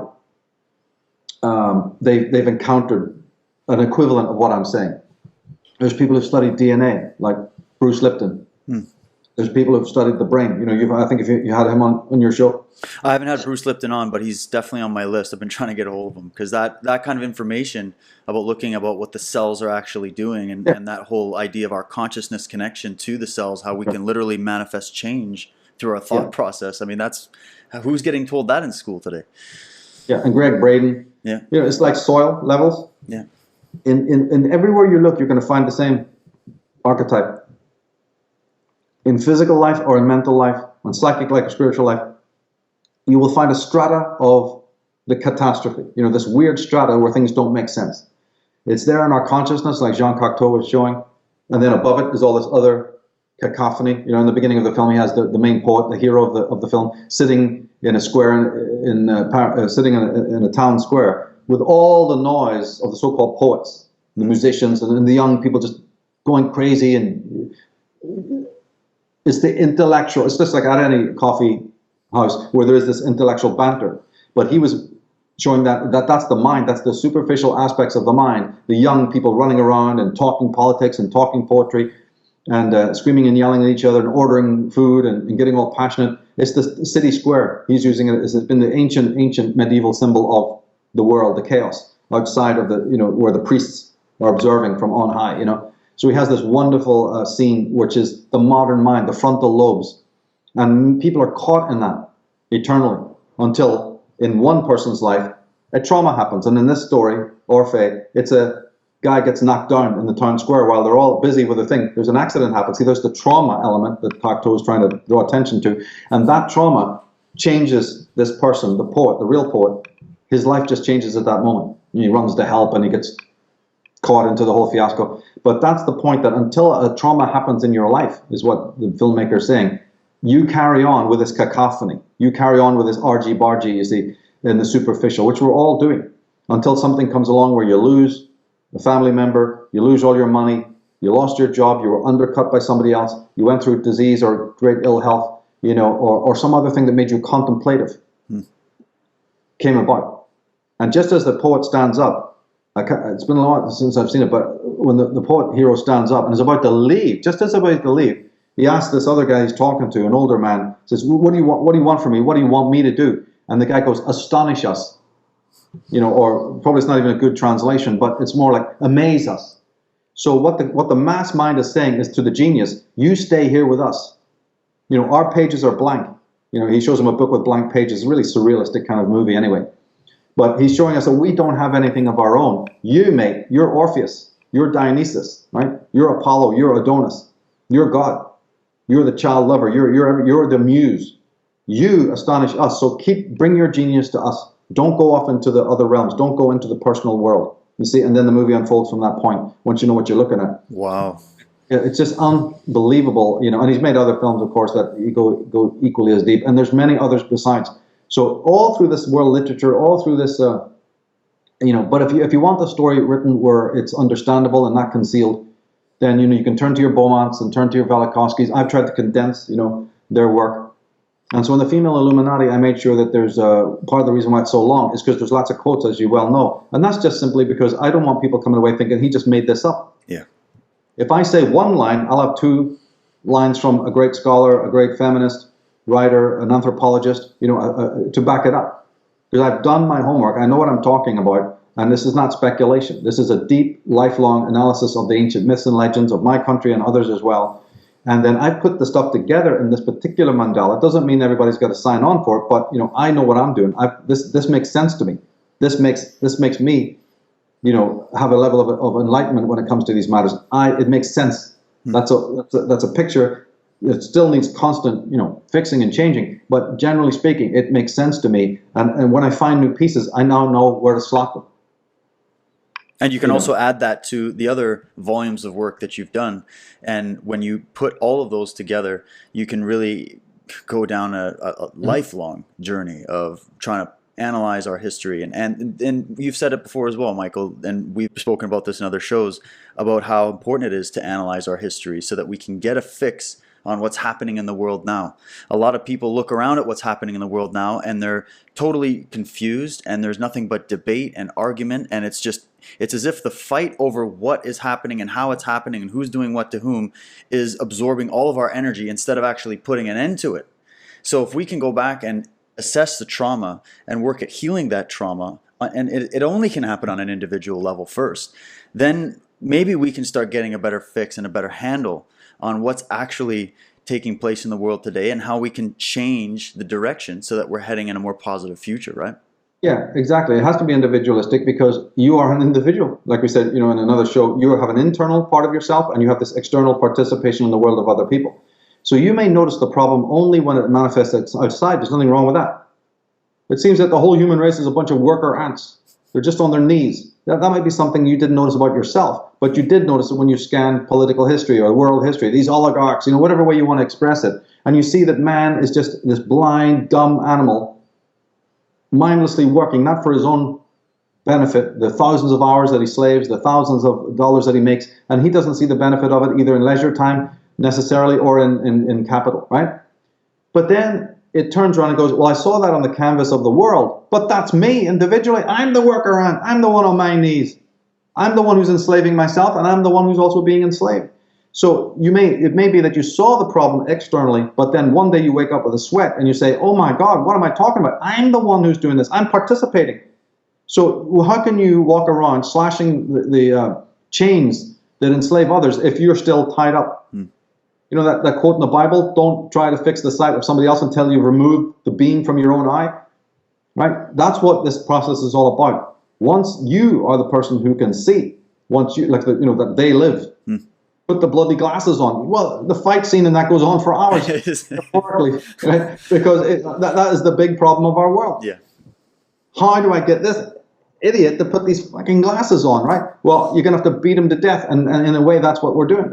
You need to completely keep, every time they turn on the screen, there you are, and they go, Tsarion, go away, right? We do not want to know. I'm just going to go, no, I'll be turning up in your nightmares, right? There I am again, another thesis. You have to just, it's like, knock, the pest, Yeah. He's back, shit. It's like Columbo, one more question, one more point. What can you do? I'm not going to let you sleep. I'll be throwing pebbles at your window from now till doomsday until you come out and get with this gig and raise the torch of freedom, true freedom, not the pseudo freedom, not the freedom from freedom, all these other things that historically have been offered to us. We go, great, sign on for that. And we'll always have that because the masters are masters. They know how to direct traffic. They know what we want. But somebody's going to have to be there to say, no, the guy who's directing the traffic, why are you believing him when he's directing you to the edge of an abyss? It's like these guys with the dictionaries you were talking about. I've read their dictionaries, the ones who control us all, and they don't agree with you. What do you say to that? Well, you can say, well, I'll tell you what. Let's go to men whose brains were like a dictionary. Don't listen to me. Yeah. But have you heard of Gerald Massey? Have you heard of Alvin Boyd Kuhn? Have you heard of Albert Churchward? They can write the dictionary in their sleep. Could you admit then that they might have something to say that your little dictionary under your arm, your little safety, blanket there, They can decode that. They can show you the hidden meaning of words, the connotative meanings of words. What the elite who wrote those words are playing with. Somebody came up with that word, Genesis or Hebrew.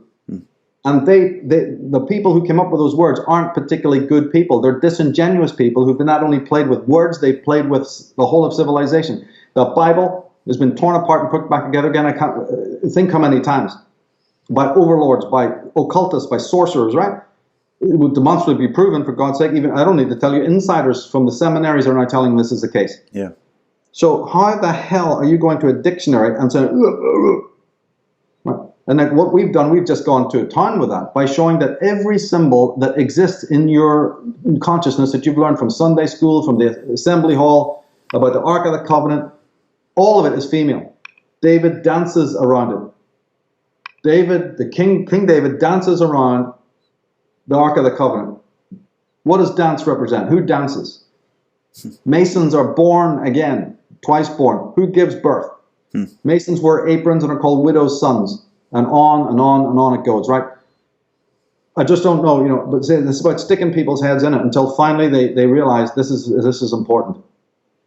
I'm not worried about the pain and suffering involved in that process because we're at the early stages yet of not only the healing, but of introducing new ideas. Whenever you're dealing with a traumatized victim, you can't even introduce one new idea.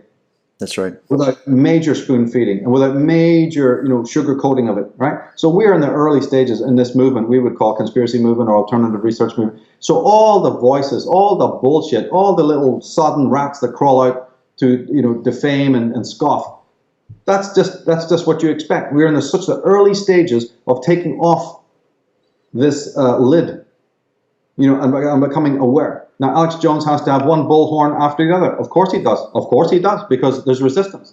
So he has his way, all right, of bashing it into your head. I've got mine, and it's very frustrating. But we're in the early stages of even coming out of this nursery infantile level where we can get to grips with some of this. And the strange thing is that unless you're an authority figure, see, this is how the mind works. I won't accept what you're saying. Michael, where's your PhD? You need to be wearing a suit and tie. You need to have your hair short. You need to be standing on a where's the university behind you? Where's all that shit? I won't believe you talking about anti-authority unless you're an authority figure. Exactly. It's so true how programmed we are. There's no PhD on your book that I can find. Where's your credentials? I'm not listening to the content. I'm wondering about the messenger. I don't like your photograph. You've got missing teeth. What's that gold cap doing? What's that earring doing? What's that tattoo doing? Right? I go, forget that. Just read the shit, right? No. You are not an authority, so I'm not going to listen to anything you say against authority. That's Stockholm syndrome, pal. Yeah. That's Stockholm syndrome, right? That is total institutionalization. But I'm glad to see that so many people in the world are not infected that badly. They may not have had any of the pieces yet, but they are receptive and they know they've been had, and quietly, without any noise, without any hooplas, without any waving of arms and placards, they come to me, support my work, and read it and check it out, and and there's times when those numbers are small, and there's times when it's bigger, whatever. That's all, because I said train 10, they train 100, that 100 train 1,000, and then 10,000. That's what I've always believed and said from the start. You have to be receptive to come to the work. I can't go to you. I'll do a bit of that by putting out what I've done, but it's then the person to sit down and do it. And that's been my philosophy from the start. That's why I made these much longer, pieces instead of chopping it up into sound bites. We did a little bit of that with Architects Control, because again, I don't mind meeting people halfway. But the vast majority of my work, like you just saw with the female Illuminati, is much more meditative, drawn out, lengthy, because I'm putting something there that's very rich and very deep, and isn't just going to be garnered in a year, or this will be talked about and looked at and unpacked again, time and time again, as we go, because this EU is moving towards total globalization and total this dystopia. And then so that's the future we've got to worry about what our kids, this post-human nightmare. Then we've got we've got to untie that Gordian knot. See, we can't fix today without untying the knot of the past. The knot exists in the past, so there's this whole weird atavistic thing that has to go on. What the women did in the past, this gynocracy, is a crime. All crimes are criminal and they need to be brought to justice, need to be brought to light. And all crimes have a motive. So my job was to look into not just that the crime had happened, but what was the motive? Was it sexuality? You see, and one of the things that we need to continue studying down through the years is whether it really was a sexual interest that existed between the Nephilim and the women. This is open to debate. The books kind of hint at it. So we go along with that, saying, yeah, the sons of God wanted to mate with them. So there appears to be a sexual connotation. But actually, that's in brackets. I didn't go into this because, again, it would have taken off in a digression. But as a matter of fact, there's a question whether early Earth women were as sexual as they were later, whether their entire sexual chemistry, and piping was even the same. It's all fact, by the way. And whether, and there's evidence to show that it wasn't the same. And that even even ordinary Earth men who wanted to have sexual congress with a woman had to jump through enormous hoops because sex meant death for most women. Childbearing, yeah. Yeah, could mean death in those days. So the whole ethos.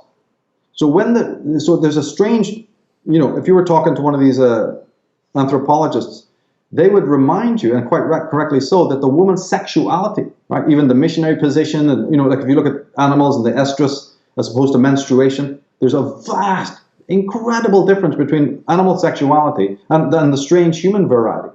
And that dates to a certain time. So there's things I haven't had time to publicly explore, but there's these crossover points because the books, the Bible and the apocryphal texts seem to say there's a sexual connection. But what kind of sexual connection? It must have been towards the Nephilim to the women, not the other way around necessarily. And that's what made me think that the motive then, all crimes have a motive, right? The motive of the women wasn't sexual. They may have been turned on by the beauty of these men. Beauty is something that goes back ancestrally. But it was the promise of power. It was the promise of technological, magical upgrading power, not sex. Sexuality was on the side of the Nephilim for the women here. So that's a little nuance, a little interesting thing to pick up for those people who have been studying that kind of thing. But as I said, just the very fact, all of this unpacking starts with man realizing he's the worker ant. He is the worker bee in the hive. This beehive that these Masons seem to love. And that no matter how far up the ladder you look, this is what I've done, because it's focused on the top of the pyramid, right? We are not the navigators. Obama is not the navigator. Clinton wasn't. Blair wasn't. Churchill wasn't. Zbigniew Brzezinski isn't. So you keep looking up higher, you see, or let's say use the metaphor of the other side of the pyramid, or you turn the Rubik's Cube of the pyramid, but there's always a dark side of it. So the whole thing was to keep looking at what that might be, because who are the actual navigators, and what is the map that they have in their head? Can we get a bird's eye view? Can we deduce forensically that group exists? And I believe that in the female Illuminati, we've definitely proved that. It's not just a strictly female group, because the acolytes are male, so it's not some rant against women kind at all. People will see that. And we've also decoded that this is a super secret group, which often people use against you, going, "There's no proof of these people existed. They're very secret." Well, of course they are. They're criminal. Yeah. Yeah, a guy who's going to rob a bank, you think he's going to go and tell everybody? It's axiomatic that they want anonymity. No one used to believe in the mafia. No one used to think the mafia existed until all of a sudden, boom, now we make TV shows about it. Excellent point. The FBI denied the existence of the mafia for years. Yeah. Ordinary people living in the Italian quarters go, it's obvious. The FBI, right, didn't know that they existed or denied that they existed. So this is exactly it. And still today, people don't have a handle on how many secret societies are operating out of Rome, out of the city of London. You lose count of them. Although I made sure that I mentioned some of the more powerful houses that might not be even factored in by most people. The houses of Spain, Holland, Portugal, and even Hungary, for that matter. It's an interesting line of study there, especially with the Astor houses. Always making sure that you realize that just because they come from a country, just like the British royals do from Britain, it doesn't mean that they have any allegiance to Britain. The Esterházys may be Hungarian. They've sold Hungary out. That's a family sitting on what the spoils of what the enemies of their country gave them, right? So that's what the Hungarians got to wake up, burn those buggers out. Yeah. The same ones down in Spain, same ones in Portugal, same ones in Ireland. The Cecils, of whom the Guinness clan are related. And it could go on and on like I've done in Brotherhood of the Bell. All these oligarchical families don't even the ones from Belgium, they don't even necessarily come from those countries. The British royal family didn't even speak English until a few decades ago. There was pure German that they spoke. So they put up a flag right on top of stately home, and everybody goes, okay, they're British. My God, these are colonizers. You don't even know where they're from, and they have the most obscure, history. Some families were ready to die out, so the higher ones go grab that family. This is exactly what happened with Prince Charles's family, King Philip, Prince Philip. That was a house called Oldenburg. It was in Greece and other countries. It was part of this whole Habsburgian Hanoverian thing, but it was a line that it was dying out. Some of the lines are, have this. So they immediately grabbed this impoverished, weakened, impotent line and say, marry in with a big, powerful dynasty to keep your line going. And now that we've kept your line going, you're going to serve us. So the British royal family is an amalgam of the Bowes-Lyon family, the Battenberg, then it was changed to Mountbatten, bunch of pedophiles, bunch of psychos, right? Oldenburg, you see, who else we got in there? Saxe-Coburg-Gotha, right? Mm. So it's wrong to say, oh, they're German. That's where the degeneracy lies. Those bloody Germans. Oh no, they're Belgian. Or oh no, wait, they're British, or they're Dutch, or they're Catholic, or they're Protestant. See, as long as you're lost in all of that, attributing to these vampires, it's a vampire. Yeah. Right. One day it wears Manchester United, and the next day it's Liverpool. Right. Are you gonna? It's a vampire. Get it? It comes out at night and it sucks your blood. Yeah. And it will do whatever it wants to ingratiate itself with the host. So when Count Dracula is sailing up your channel to come to your town, he's going to wave, what, you think he's going to wave the flag of your enemies? He's going to salute you and send you the signals that you want to make you fuzzy all over. He's going to say, I'm on flag, in order to insinuate himself in. So this dark lodge of degenerates in Italy, right? They have one face, your College of Cardinals, your Propaganda Due, and a host of other enormously powerful secret societies that have come out of there. And they've helped to fund other anarchist groups. And they do that because they want to keep other rebellious, especially younger men all over the world, in Italy, in Ireland, suppressed.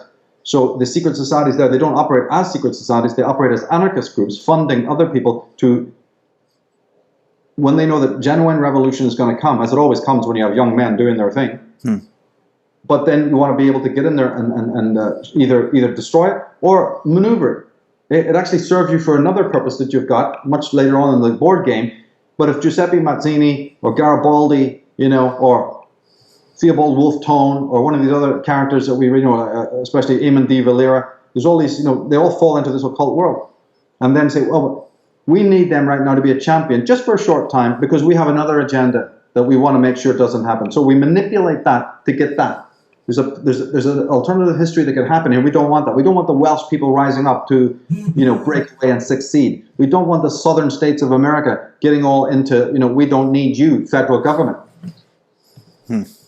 And so then you can decode history by the fact that these foments, young Turks, young Italians, young Irish, all these movements, right? The wave of revolution that spanned Europe during the 1840s and 1880s, because they knew they were going to take down Germany. We saw the takedown in the first it was an attempt, remember, in the First World War, 1914. Then the real topple of Germany came in 45. It was planned 100 years before by the British intelligence, because it takes time to do a big project like that. And in the way of doing it, they've got to think about Ottoman Empire. They've got to think about the Dutch Boers in South Africa. They've got other, fish to fry. That's how these geostrategists work. So sometimes it's a nothing problem, and a couple of years of our secret agents out there, and we'll hand it to you on a plate. Others, it takes centuries.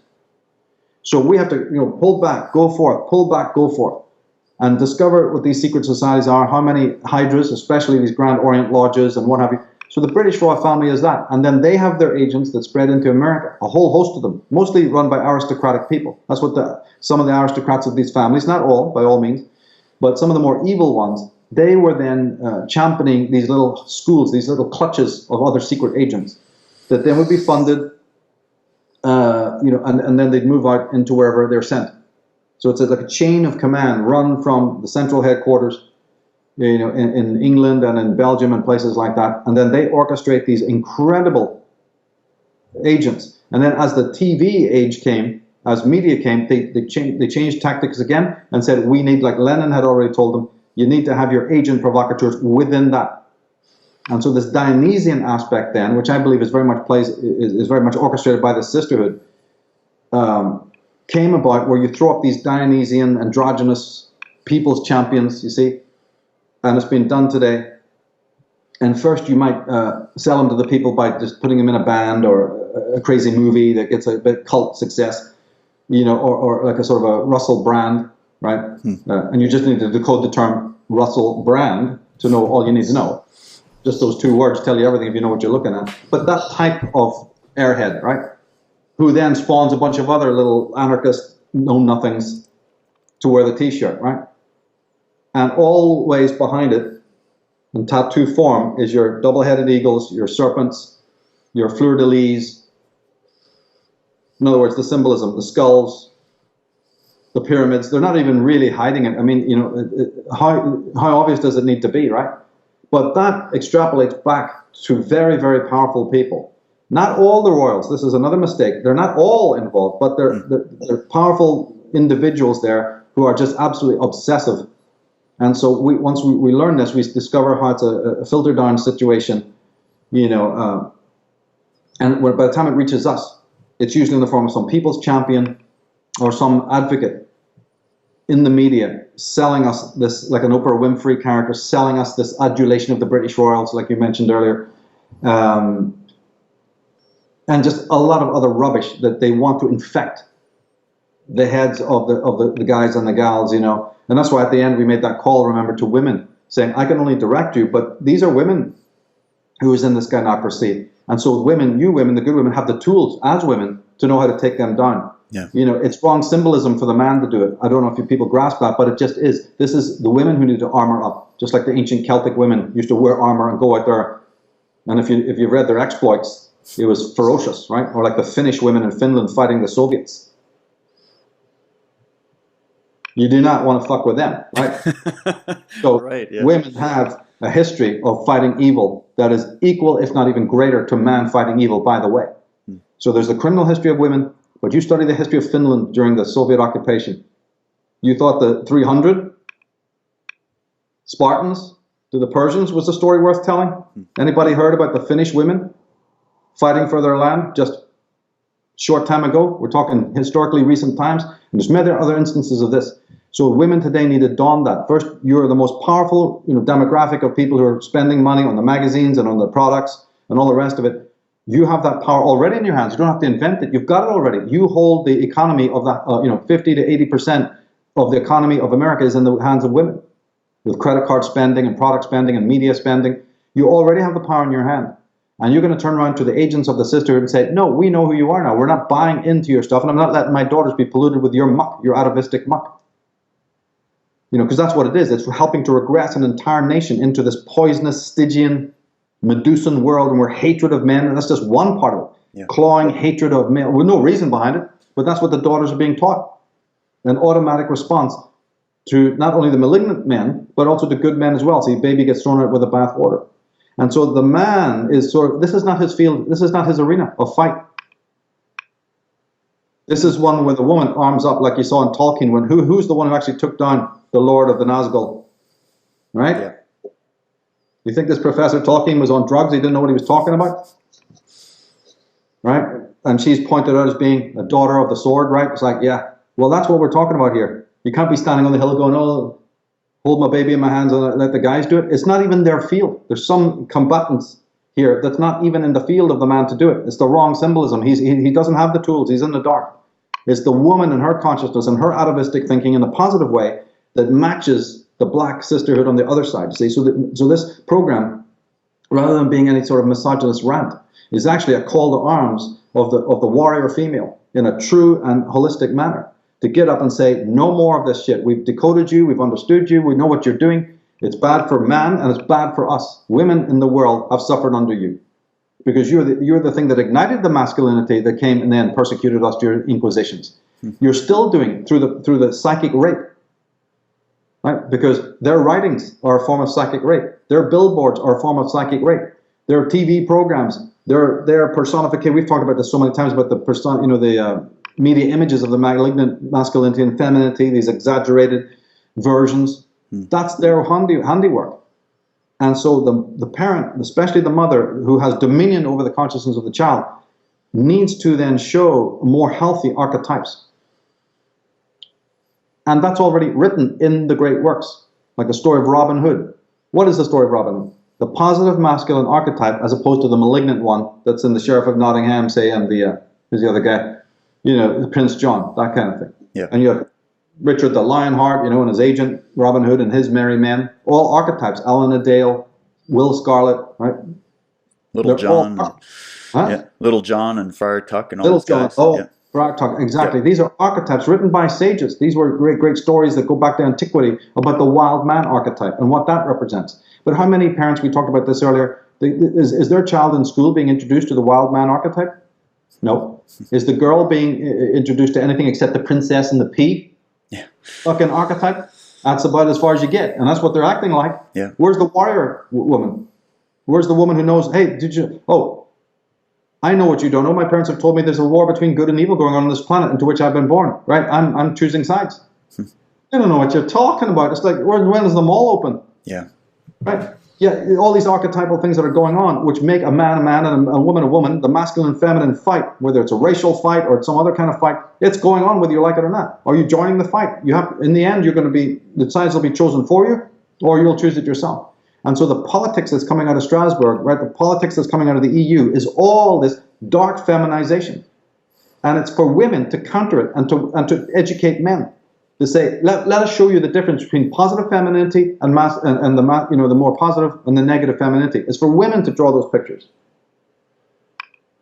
In the Nordic tradition, in the Irish tradition, you have it. Remember I talked about the vulva and the Shidr in the Norse myths, right? There's these two warring factions. There's the red dragon and the white dragon in Arthurian legends. In Irish mythology, you have exactly the same concept of the daughters of light versus the daughters of darkness. And in East, you have the Kali, versus the other schools. You see, it's in every single culture. So women need to then take the blinders off, realize that they are slowly being made into dumbed-down creatures so that they can be, as we said at the end, a very sinister ritual is going on in which the vacuity of their minds and their daughters' minds is actually for a ritualistic purpose. Because there's this transplantation. I know it sounds very bizarre.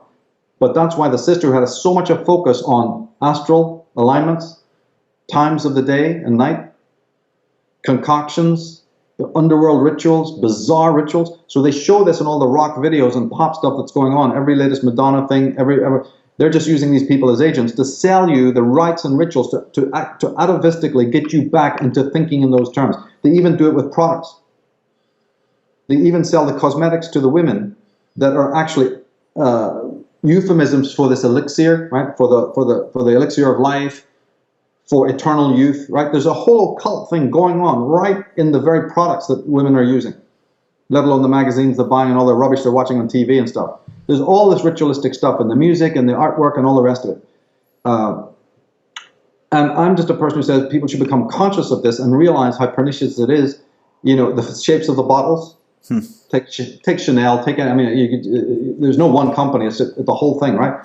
But the shape of the bottles, the X's, the O's, right, the S's, the whole thing is just unbelievable when you start getting into it. It's like they're getting anointed into these cults, into this cult-like mentality, and it's a very ritual thing that is not really looked at. Everybody goes, that's just, you're paranoid. But when you look at the symbolism, and then you look at what's being turned out from the media, like you said, just the darkest, most twisted, seducery type of witchcraft, really. I can't say it any other way. And that is what is being blared into the eyes and ears of our kids, and especially young girls. And being a father of a young girl, automatically my hackles get up, and I want to raise her to have her hackles up so that she knows how to defend her mind. Yeah, and without putting fear or paranoia into them, you just state it academically, you state it neutrally, and you just show them to be aware of it. Oh, snake, jump.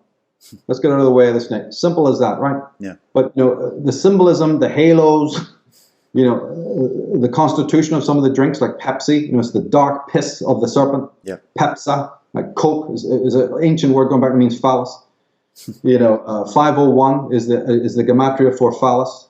You see, so everywhere. Red Bull, that's a very interesting thing. Yeah. That's right. And the bull is the sun lover. We'll be talking about this in the strength card. that the son lover is pictorialized by the lion. That's why it shows up in that card.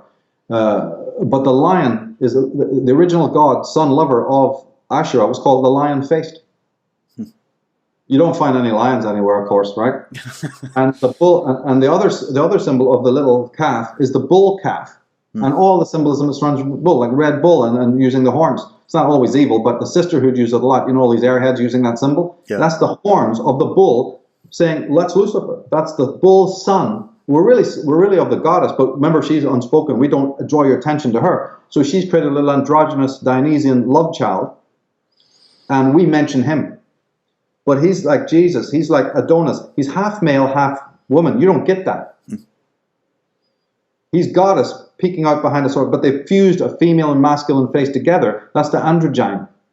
It's really the goddess they're worshipping, the dark Stygian goddess. But she's hidden. Remember, I said of the Isis of the seven veils. You're not meant to mention her. You don't symbolize her directly.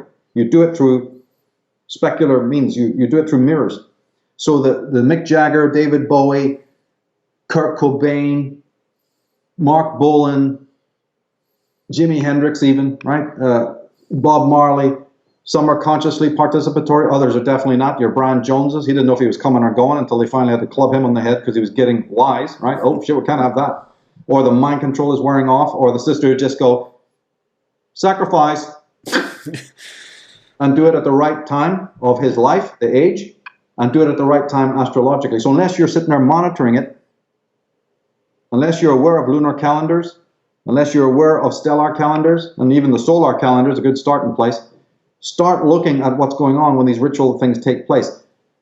You know, August 15th, St. John the Baptist Day, World Revolution takes place on that day over here. May 15th, Mercurialia, the day of the Illuminati meet together. Another revolution takes place over there, you know. The first movie with Angelina Jolie, what's that series of films that she made? Oh, the Tomb Raider. Yeah. You don't have to read in between the lines, like we were talking earlier about the movies. There you are, and when the Illuminati meet in this magnificent hall, I think it's even in Venice for that matter, or it's in a place very similar to Venice. Yeah. As the camera pulls out after they've had their meeting, and the camera pulls out, I believe, you not only see checkered floors and all that stuff, but there's two gigantic black horses outside the portal of where these Illuminati are meeting on May 15th in Mercurialia. Two big giant black horses. Now I challenge anybody to look through any documentary, any sitcom, any show or program or film, and just note the plethora of horses, especially black horses, that you see in the background. And it could be it could be L.A. Law, it could be any of the Melrose Place, I don't care what. The black horse, the prevalence of it, and other symbols that we're talking about. And so some symbolize, the Wellcome Company, right? The pharmaceutical company used the black horse. Ferrari used the black horse. They're from Italy, right? That's a Illuminati symbol. You've got Alfa Romeo using the red cross and the dragon. And from the dragon is coming the man from the mouth of the dragon. That's Pendragon. That's the dragon progeny. That's the sisterhood giving birth to another man who's going to be the hero out front, another knight. And he's a knight because there's a secret society symbolism behind the Alfa Romeo beside it, right? And that symbol is used a lot because it's disgorging another agent. It's giving birth through the womb or the mouth. They're metaphors for the same thing. The dragon progeny. Remember I showed the picture of the saint holding a little lion dragon? And that's the child. That's her offspring. So we have a dragon offspring. And on all the symbols that we look at, we find their logos. We find their little wave to us. A pentagram here, a 7-pointed star there, a double cross of Lorraine there, or through the fiction of Ian Fleming and the James Bond, or the fiction of Tomb Raider, or whatever you've got. There's so much of it, the X-Files, and then you get the whistleblowing version as well, which I particularly like. We always have to show that there's another side working that is indeed exposing this. But it's funny too in the movies that you're talking about the antagonists. They are very feminine in nature. They're very they're not strong masculine archetypes at all. No. Even in a lot of the James Bond films or a lot of the big films, they have even in the new Dark Knight, you had the Joker. He had a much more he was creepy, but he had a more feminine kind of hands-off approach. There was just this very interesting thing, and they always are this mastermind. They're able to put all the pieces together. They're brilliant. They're very intelligent. They're very organized. It's interesting, the symbolism alone of just looking at the bad guys in some of these, the arch villains in some of these films. I had a biography of Marianne Faithfull, the famous singer, dilettante, and she was sort of an archetypal figure during the 60s, socialite, totally Dionysian. Her father was military intelligence, but they're also Jewish Hungarian royalty, right? So using the symbolic literacy, I'm flicking through her biography. Amazing. I actually wish I could have shown them, and maybe on some other thing we can get into showing some of the symbolism. Her entire house where she lives is filled, and I mean filled, even the decor, let alone what she has just as knickknacks, is shells, scallop shells, and pearls. You know, like the whole Aphrodite, Semiramis, Venus symbolism. Her house is that's one of her favorite symbols. It's all sisterhood symbolism. I'm reading her biography. The very first line in the biography, she's describing her mother, tongue-in-cheek, and she goes, "My mother was a real Medusa." Again, it's just the words you think. But she's letting you know some behind the scenes. She goes, "My mother, a real snake-headed Medusa type," or something like that. And I'm looking at it going, unbelievable. From the first line, this person is using the occult language to say, "I am a sister of this mother who is connected to this." So it's not going to be obvious. They play, like you say, the trickster. So anywhere you see the trickster turning up, even if it appears to be a male, it's this hydra, it's this chameleon. And through the words that they're saying, you know, you will be able to decode. So many of the terms, Venice, Venetian, right? Venus and Venice, the town of Venice. So that's one of their capitals, isn't it? Yeah, it is. Study the history of Venice, you'll find out amazing things. Venice turned up in some of the first Madonna videos, like a virgin. There's your Madonna Virgin tie-in, right? It sounds holy from the Bible. No, she's speaking of it in an occult version. And she's standing on a bloody checkered floor. There's a lion, and then it's in Venice. And all the James Bond movies that start in Venice, and all the other symbolism that corresponds to that town, or a look-alike town, like Amsterdam, maybe even Paris, and other places as well, or bridges.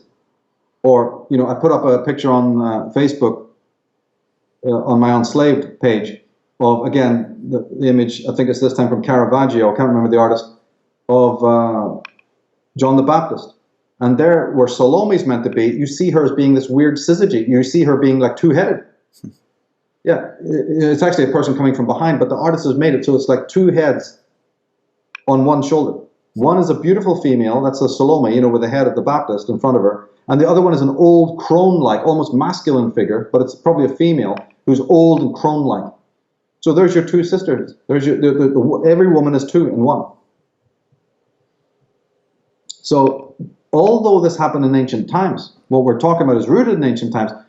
In our modern age, this conflict, this battle, and this choice is still going on. Women today who are serving the echelon, I mentioned them on my Female Illuminati site, my estimation anyway of who's involved with the sisterhood, agents of the sisterhood, let's say, through the symbolism that they're wearing and what have you. These women are either recruited or they're from the families themselves, and then they're at the top of, they're the editors of the famous women's magazines. They're at the head of these various sociological orgs. They're the ones, again, serving the EU people, right? They have the highest positions of the land right now. And to tear them down, if a man tries to do it, he's going to be immediately labeled as what? Some lunatic, misogynist, isn't it? So unfortunately, it's time for women to armor themselves up and suit themselves up and go and deal with it, because the man is simply going to be arrested on the spot, so to speak, and thrown into the straitjacket. We know what you're all about, mate. Come on. It's more for the women to be the vanguard in this and start to say there's an occult agenda going on, and we don't have to be rabid evangelistic Christians to prove it, because we're not saying that the symbolism is satanic in that way, because that's a dead end. That doesn't lead anywhere. It's probably well-meaning in some instances, but it's not going to lead anywhere, for reasons we've already pointed out in other works.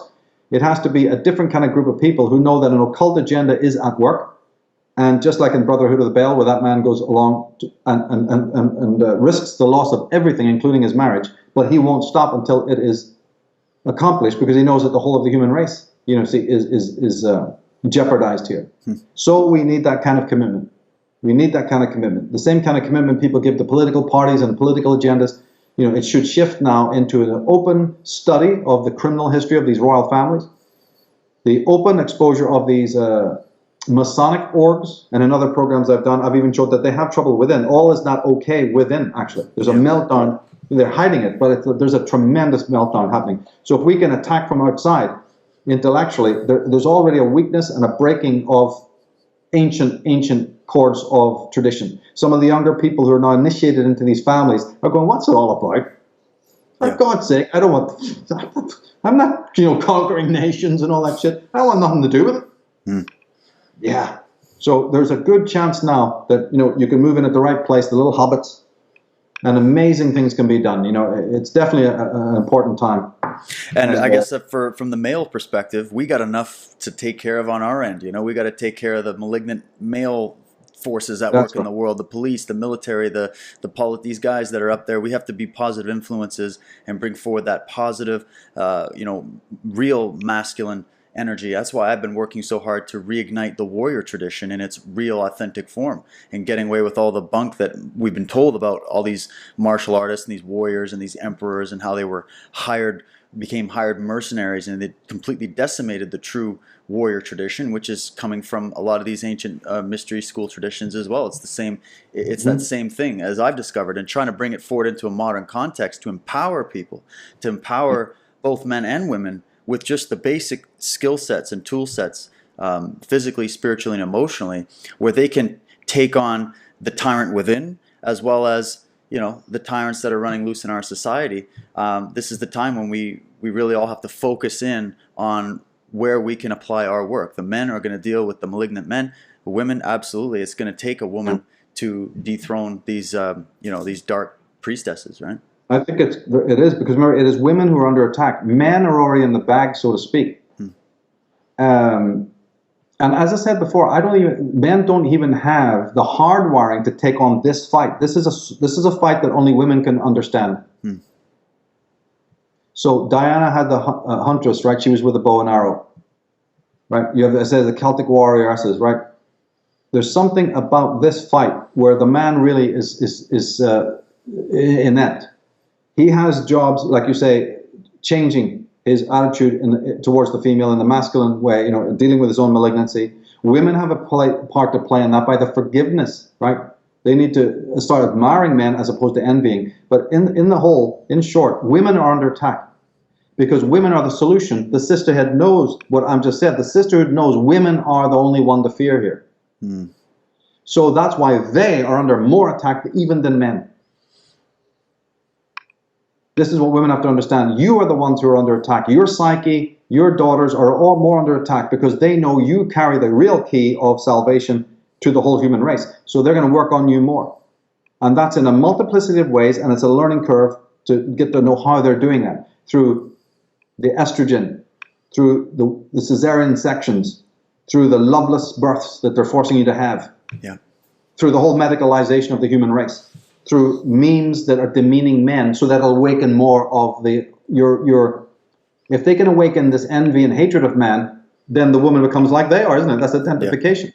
An ordinary woman goes, I actually really want to come down. I got no reason to hate men. Why do I hate them? Because you've been entrained by the media, and that makes you align with their side. Now, not only that, but there's other things that are making you lose will. Collectivism. See, women discovered in this nursery period, one of the beneficial things against the world, against animals, and against evil men, women discovered that the collective, when they collectivize amongst themselves, they originally did it because of menstruation and other things. It was just a synchronization of the menstrual period. But an added bonus that came from that was the strength in numbers. It was the first instance. Men are strong individually, right? That's where their individual power is. But women realized, if we get together in a strong way, it's through this collectivism that we make decisions, that we protect the tribe, and that we're even, we strengthen ourselves where we're not strong individually. So today, the constant memes of communitarianism, collectivism, is aimed again at the woman, not the man. The man is instinctively resistant to collectivization. And some women are, right? Otherwise, we wouldn't have had an Ayn Rand, would we? But the main message to the woman is collectivize, collectivize. Therein lies your strength.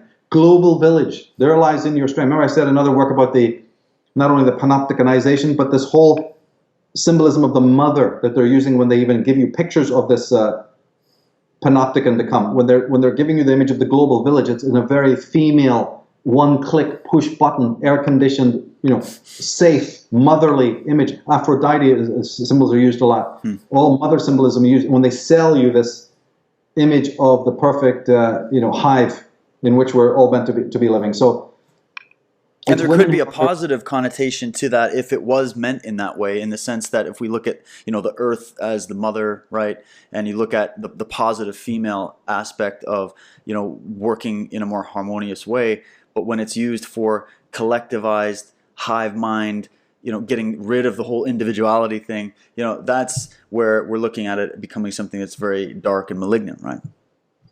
It is, and women are also part of the healing. Because the trauma that brought all this about, the weakness of man, the systemic weakness of the human race was born out of trauma, right? Well, women have even a role in presenting artwork, in presenting films, in presenting documentaries, and also suggesting manner, right? They were once the keepers of the herbalism. They were the keepers of the healing arts. Well, we need healing arts more than we ever have, not just physically, but psychologically. So there's a whole psychological tie-in here that women are going to be harbingers of the healing of the ancient trauma by bringing the past. You can't go back. There's no time machines to take us back to those moments, but we can bring the trauma to consciousness, right? You can bring it forward. And these archetypes of destruction are in the tarot, they're in astrology, they've been pictorialized, they're in the artwork, they're in our racial memory. And if you read a Velikovsky, you realize how much they're in our memory. And as I said, we're using these terms every day, and we don't even realize where they come from. So there's definitely a need to overthrow the evil, malignant patriarchy. There's no question that I'm in favor of that. These popes and priests and royals, they got to go, right? I mean, that's certainly on the agenda. But there's another whole side of psychological healing that unless women get with the gig here and understand their role as the mendicants, the archimandrites. Remember it said, I think we did in the female Illuminati, that no temple could ever be built without the representative of the goddess. The stellar goddess had to be there. That's what that Statue of Liberty, why she's got stellar horns. Yeah. There's the whole country of America is a temple. And the representative of the goddess is there on Ellis Island. So, in psychological terms, is the foundation of the new shrines of freedom, justice, and truth. That is a foundation stone that must have the female there present.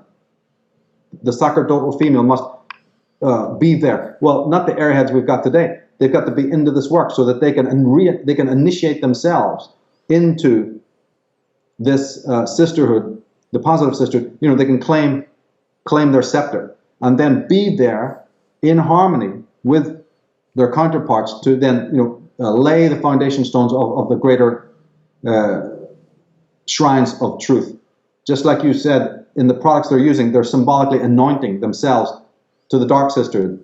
Slap this shit on you, and you become an animal. You become a feline. You become a predatory person. Like Salem cigarettes and all the rest of it. Just you become a predator. You weren't doing a very good job before. Smoke this cigarette or slap this shit on you, and now you're going to be a man killer. And then behind that is even more sinister. You just need to look at the ad copy. So you have to initiate yourself out of that. That's one step. Then you initiate yourself back into by the wisdom, the baptism of wisdom. That's what Baphomet means, baptism in wisdom. Back again into the higher, because it's either dark female sisterhood that you choose, or it's the Sophic sisterhood that you choose, and to represent you. And then when you're initiated with the knowledge, you now can be there to not only uproot the foundations of the rotten edifice that we've all been laboring under in the shadow of it, but you can also lay the foundation of something more positive. So this is essential. But it's the women who need to get out there and make their new magazines, new artwork, new books, new avenues so that this can be accomplished.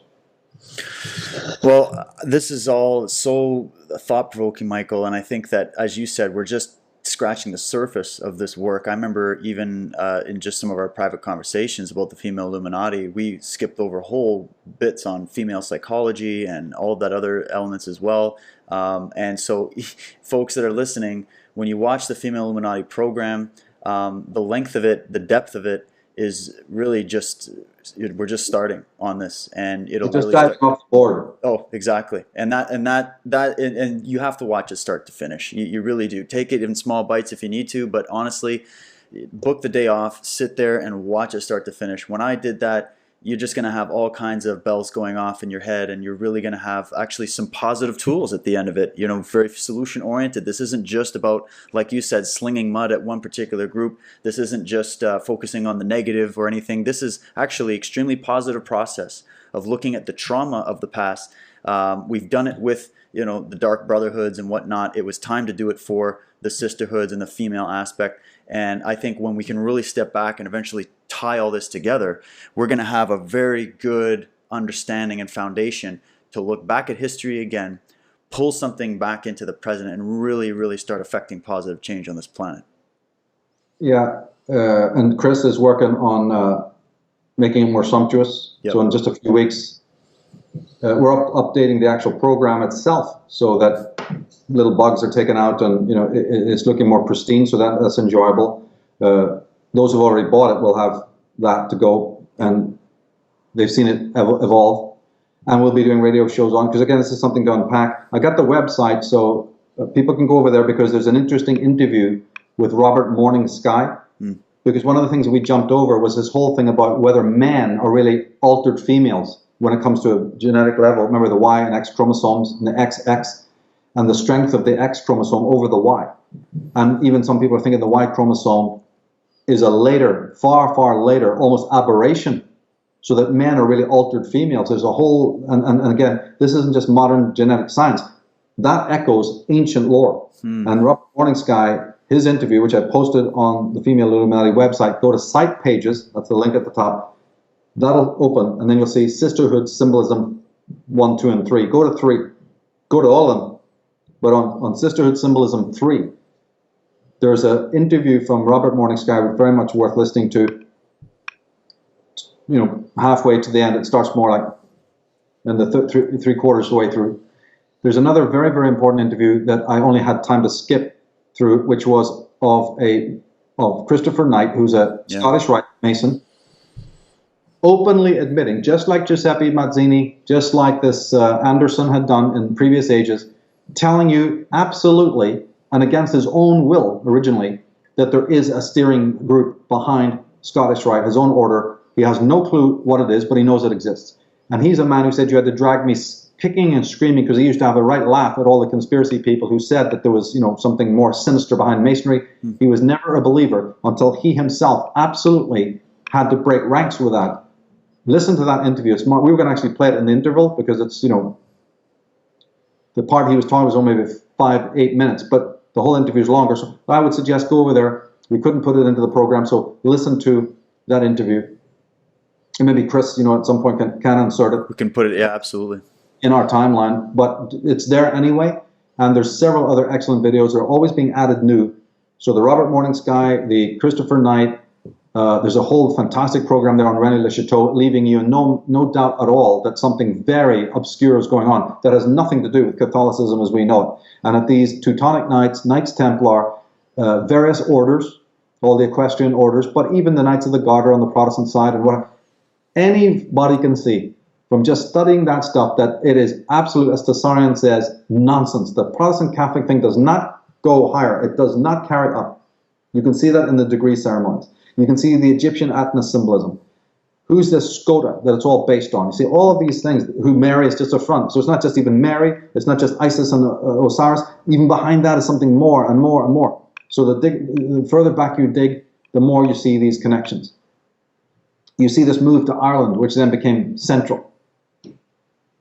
And as we said before, a great need of these oligarchs to literally not have anyone from those societies rise up in their face. They know it'll happen, it has happened. But whenever a James Connolly or Patrick Pearse or Daniel O'Connell, legitimate rebels, rise up, you've got to have a net ready to capture them. You have to have the king's men, you see, to grab and immediately, they have this metaphor in a movie that Richard Chamberlain acted in called The Man in the Iron Mask. It's the one from the 70s. It has Patrick McGowan in it. Is there a line in that film that isn't alchemical or about the conspiracy? And the whole idea of how they capture, you know, the king, the prince, the real king, out of his bed and take him away to be in prison for years. All of that is a metaphor. That film works on the spiritual metaphor of the soul falling into the earth, right? The man in the iron mask is all of us. and the tribulations we have to go through, the ignorance that encapsulates us lifelong unless we know how to break it. But the whole idea that whenever a spiritual force rises in the world, it rings those bells and the agents of the evilarchy come in to snatch you. And this is done on many, many political levels. And when we don't become as subtle as them, we lose. We've got to learn their methods. We've got to learn how to, like Aikido, just bend in the breeze and wipe them out, because we're so smart with how they operate that we use their own force against them. Like in Aikido, nothing needs to be invented new. All the great sages have told us how to overcome evil. We're just not applying it properly. You use their own force against them. Like I said at the end of the Atlantis book, if you make yourself so strong, sovereign, psychic immunity, you realize it's a war on consciousness, you arm yourself correctly, then nothing they throw at you damages you. It's just like they're on their ass. You can't be hypnotized by the hypnotist. You've seen the tricks, you've seen the wires. Yeah, and once you understand that you change the gig on the puppet master, and the Hobbit overthrows the Dark Lord. That is the metaphor. And part of that is dipping back into the past, looking at all of that without prejudice, without scoffing. Just see what it has to tell us, and we'll find out that it has a lot to tell us. And then it'll awaken atavistically in the positive atavistic way. Atavism is not just negative. And that's what I say. When women tap into this, you have no idea of the fonts of knowledge that are going to pour forth from their consciousness, because this has all been buried in them more than it's been buried in us. They don't give a damn if man knows about this or he doesn't know about it. They're not. We're just workarounds. We're just the worker bees. They're not interested in whether what we know or we don't know. They're very, very worried by what their own psyche knows. Right? Their cousins, their sisters. It's that group that they don't want to wake up. So the Masons can dress themselves in all sorts of female garb. The Knights Templar could keep their hair long. The aprons, right, could be there. The hand gestures, the crescent moons. They can stick it right in front of you, but you don't see it because it's female symbolism. The most incredible, but it's mostly negative female symbolism. And as I said, then it's coming into our milieu, so that it's not just, oh, this is something to do with some secret society or something. This is affecting every single girl. Her diet, her image of herself, the rape that's taking place, the books they're reading, the shit they're being taught in school, the magazines pouring out this evil shit, and yet there's many positive female archetypes, all the way through mythology, all the way through even fiction. There are wonderful archetypes of femalehood, but those have not been picked up, and as time goes by, they're being laid down. Read Ursula Le Guin, the Earthsea trilogy. The last one is a female character. The Earthsea trilogy. People should read that. Mathago Woods by Robert Holstock. There's wonderful, wonderful fiction out there, on top of what C.S. Lewis, Professor Lewis, and Professor Tolkien have created, and others as well. George MacDonald springs to mind, and many, many others. But Ursula Le Guin wrote 3 Atlantean books, the Earthsea trilogy. And I think it's in the last one, The Tomb of Atuan, it's called. There's a female heroine. In the first book, it's a male, and she talks about the destruction of Atlantis, that there was 4 islands, not 1. You see, all this wonderful stuff that people need to realize is out there. It's not just the concoctions of Michael Tsarion. Because what I've done is just synthesized many, many traditions, and then broke it down in sort of more simple terms so people can get little pieces that lead to bigger pieces. I don't like to bite off too much. It's like break it up, approach it from several different angles, and that's a more healthy than just dogmatically beating to death for 10 years the same old thesis, over and over again. That's boring to me, and it's certainly going to be boring the hell out of everybody else. Well, I definitely appreciate what you've done with this, Michael, and I had one final question for you here. It's actually a little bit more political. It's something I was speaking about with some people recently, and it's concerning the upcoming election in the States, where there's possibility of Hillary Clinton getting in. I think I think they have a choice between another Bush and another Clinton this year. And some people were thinking that, symbolically and ritually, Obama seemed to represent sort of like more of a pharaonic kind of character, symbolically. And then, of course, now Hillary coming in would sort of bring back the memories of, the queens of old, and but they're going to spin it as, well, Obama was the first black president, even though half his family lineage is white and whatnot, and we don't even know where he's from. And then Hillary's going to be the first female president, even though she's definitely not the first Clinton. So, and whatever her ties are. So I just thought, in reference to the female Illuminati, is there any kind of a symbolic reason why they might be going in that direction? Yeah, I think it's very interesting, and there could be a chance that she gets in, quite a high one. more than there's ever been before. I think she is, to me, if she doesn't get in, it's because she doesn't quite fit the symbolism. Maybe her age, and also because she was at one point twinned with a man, Bill. There's evidence that she, suitable, and then there's other evidence that she's not. And one of the things that she's not is her age. So, because I got a feeling that the one that they really want to come in there isn't some old crone. It's some younger, vital person like Marianne Williamson or that kind of thing, And there's been in the background anyway, your Barbara Marx Hubbards and your Pamela Harrimans and so many women in the background of politics. And remember, when we're talking about sisterhood symbolism, it goes without saying that it is in the background. So when people talk to me about Hillary Clinton getting in the front, that doesn't really fit the symbolism. I'm saying I could be wrong, and it might be that they're changing the symbolism. They're so confident now. So then I would say that, yes, if she gets in, and now the sisterhood is saying, we're having a representative right out front, then that will mean an epochal change of tactics for them. Because symbolically, as Mary Tappen insisted in the desert, when she formed her syndicate, she's saying the solar guys, you go out front. Any Saturnian, stellar, lunar thing, which I'm the queen of, we're way in the back, including the lunar is really in the back. They've been so back in the back that, it's not until now that they've even been exposed in my work. This group is extremely Stygian, extremely hidden, and they've made sure that anything masculine solar is out front. Why would that change? So if Hillary gets in, I don't give a fuck who it is. If she, just the fact that it's a woman, I know that the symbolism has now changed for the first time. You've had female queens and all of that, and we talked about even the power of some of the queens, like Henrietta I and Aquitaine, Eleanor of Aquitaine, and Mary d'Anjou. They've certainly had queens, but when it comes to the modern political construct that's only been created about 200 years ago in England, it's not that ancient actually. They haven't really put a female figure out in the front. So if they do that, I would say that constitutes a major seismic change for them in symbolism. I know what would happen next. She would then be a person who would work on an archetypal level. First of all, she'd only have liaisons. She'd insist that women in countries like the Arabian countries are freed. So there'd be some very, very positive stuff that she'd orchestrate, and she'd bring in embargo, and she'd insist. And she'd get her way. What I'm trying to say is this. If Clinton gets in, then you're going to see a lot of pesky ancient problems of politics get solved in no time at all. Whereas before the hand was clenched, suddenly she's like waving her magic wand, and all of this good is happening. Women are freed all over the world. The Arabs, the Saudis are going to... So you see all these things that would spark. Oh my God, it's fairy dust. Yeah. And even the American economy would strengthen. I predict that if she gets in. But there'd all be these fires that have been burning for centuries, even now the Palestinian conflict and Jewish conflict. A lot of the stuff would start to go out because of girl power. Yep. All you had to do was let us in. We fought to get in and you didn't let us in. But we always said that we could do it better. Well, see, if the day comes when a woman is made president, they'd be honor bound to back that up. They'd have to justify that cliche that girl power. Yep. And you know why? To galvanize all the women to go, see? Oh, right. So this would be the selling point, and it would be epidemic. All women would fall for it. This is the danger. They'd really go, see, oh my God, so Sweden is right. Get a girl in. Get a girl in over here. And all you patriarchal places like Africa and Saudi Arabia, you're done. The male paradigm is finished. Get the women in, and Hillary Clinton will either set that in motion, and it will become a gynocracy.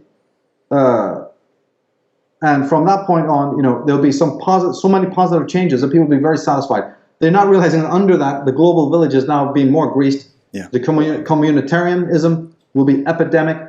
The women will vote in all sorts of other Orwellian types of laws because they're so convinced, you see. So in other words, the New World Order is a female construct, as we showed, and it'll move forward headlong like a battering ram if there's a female at front. My only reservation is I would see a younger woman there who can appeal to those 20, 30 somethings. The young crowd, yeah. Yeah, right. And because it's that crowd that's breeding the next generation of airheads, ready to be possessed. Not the older woman. She's kind of done her thing. And also symbolically, right, for thousands of years, the older woman does not have a role. She is shown in her chair symbolically as an old crone, like sort of in the old Italian Catholic dress with the veils, all corroded and dark, and This is how she's shown in movies. Captain Cronus, Vampire Hunter, brilliant movie, get it out, watch it. And other films in which the old matriarch is confined to a dark room in her shadows, you know, and not involved in the world of light anymore. That's for the younger daughter who's a bit simple, but being groomed and full of her own, you know, spider hate that hasn't quite come out yet, right? But she's ready to be the next ugly duckling that walks out on the balcony, transforms into this awesome power, right? And all nations, the whore of Babylon, so to speak, you know, comes from this little ugly duckling, but she's been groomed because the older woman is a husk who's projected her consciousness into the young child. Not one woman, but the whole matriarchy. What this really means on one level is the whole matriarchy is now embodied in that woman, like you see in Tomb Raider, and you see in many movies where they're bringing this up. So the transplantation in the younger woman, you see this in Metropolis, is what's going on in that film. So the younger woman becomes the Jadis type queen of the world who just, you know, her gaze, people just fall. Like in Red Sonja, the power of it, right? In which nobody can resist. I see something like that taking place. And then the world political machinery changes radically. And the message is, we just had to have the woman in power.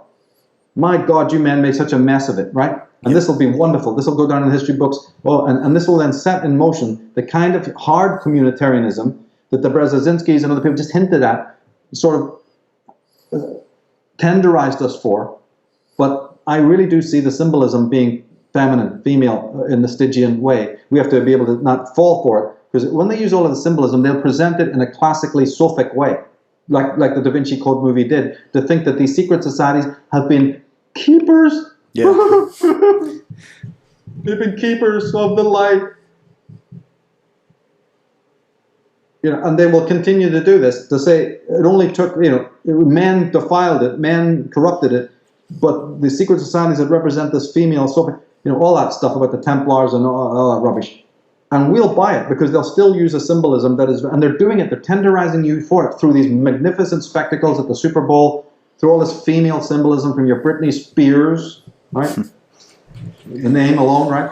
And the symbolism of all the, you know, the... Let's get into Lady Gaga and your mind will be blown after watching. This chick is a trip, man. Unbelievable what kind of symbolism she uses. Isn't it? So all of this Lady Gaga stuff, it'll be sanitized to make it look like it's really pure and full of wisdom. Male agents and acolytes will bow to it and say, oh, we're brilliant. You know, like these archbishops, oh, people serving the sisterhood will come out of the woodwork and go, we're all for it, don't you know? It's brilliant. Yeah. Right? Oh, okay. So this is the left hand and the right hand, the good cop, bad cop. And we are going to move into this sort of era of, at this point, you know, it's sort of a dystopia. But it's not as been presented in Blade Runner. It's this other shining illusion, right? And so we could be seeing that. I think they're itching. One side of it does want to bring Hillary in, or another female, if not now, then later. And symbolically speaking, the black man is the end. Symbolically, in the symbolic lexicon, the black male represents an ending. Black is the final, Saturn is the final stop, the period. So if he turns out to be the final male, you know, prime president or whatever, it wouldn't surprise me. The symbolism is somewhat consistent. But then again, you see, we've got to always know that it's hard to predict because these groups are not all in uniformity. They have certain rivalries within, and one side, you know, can defeat the other right down to the last minute. So there's definitely a move to get a female into the throne of power in America. The whole symbolism of America is just drenched in that female symbolism.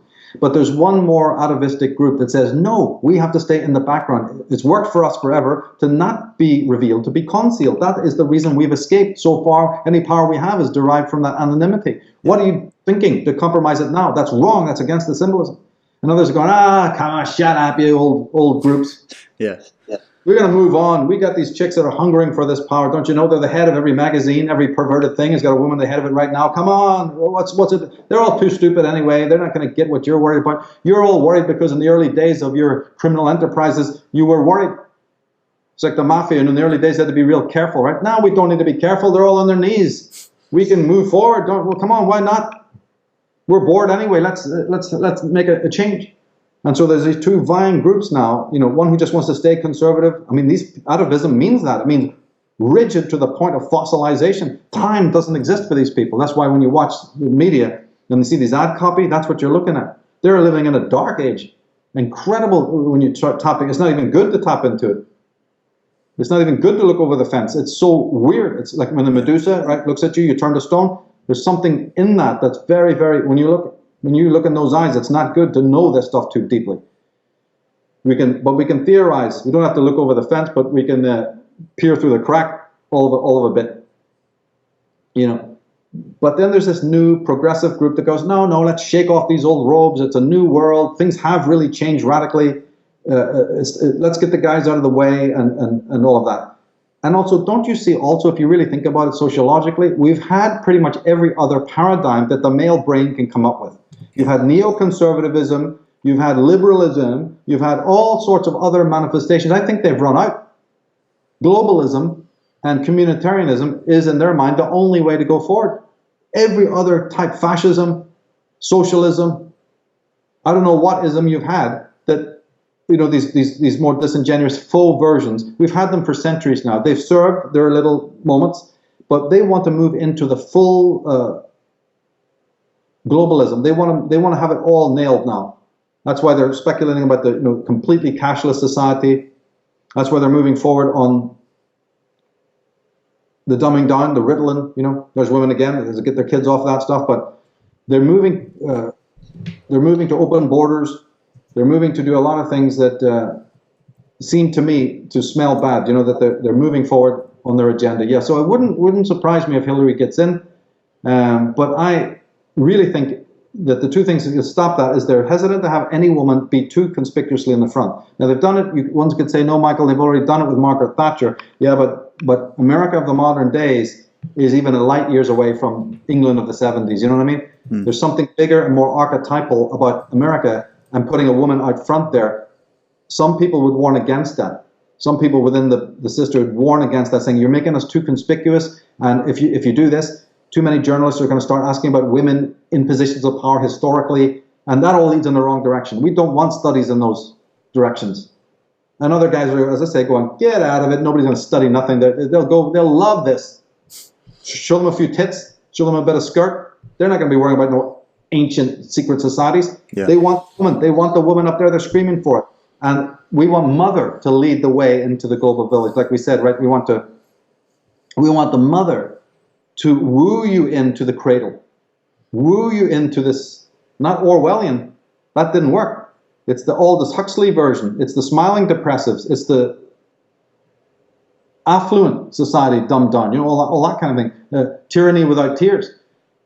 The male tried it. We had the male energy doing that, kicking empires into shape, massacring the pagans, killing off whole nations.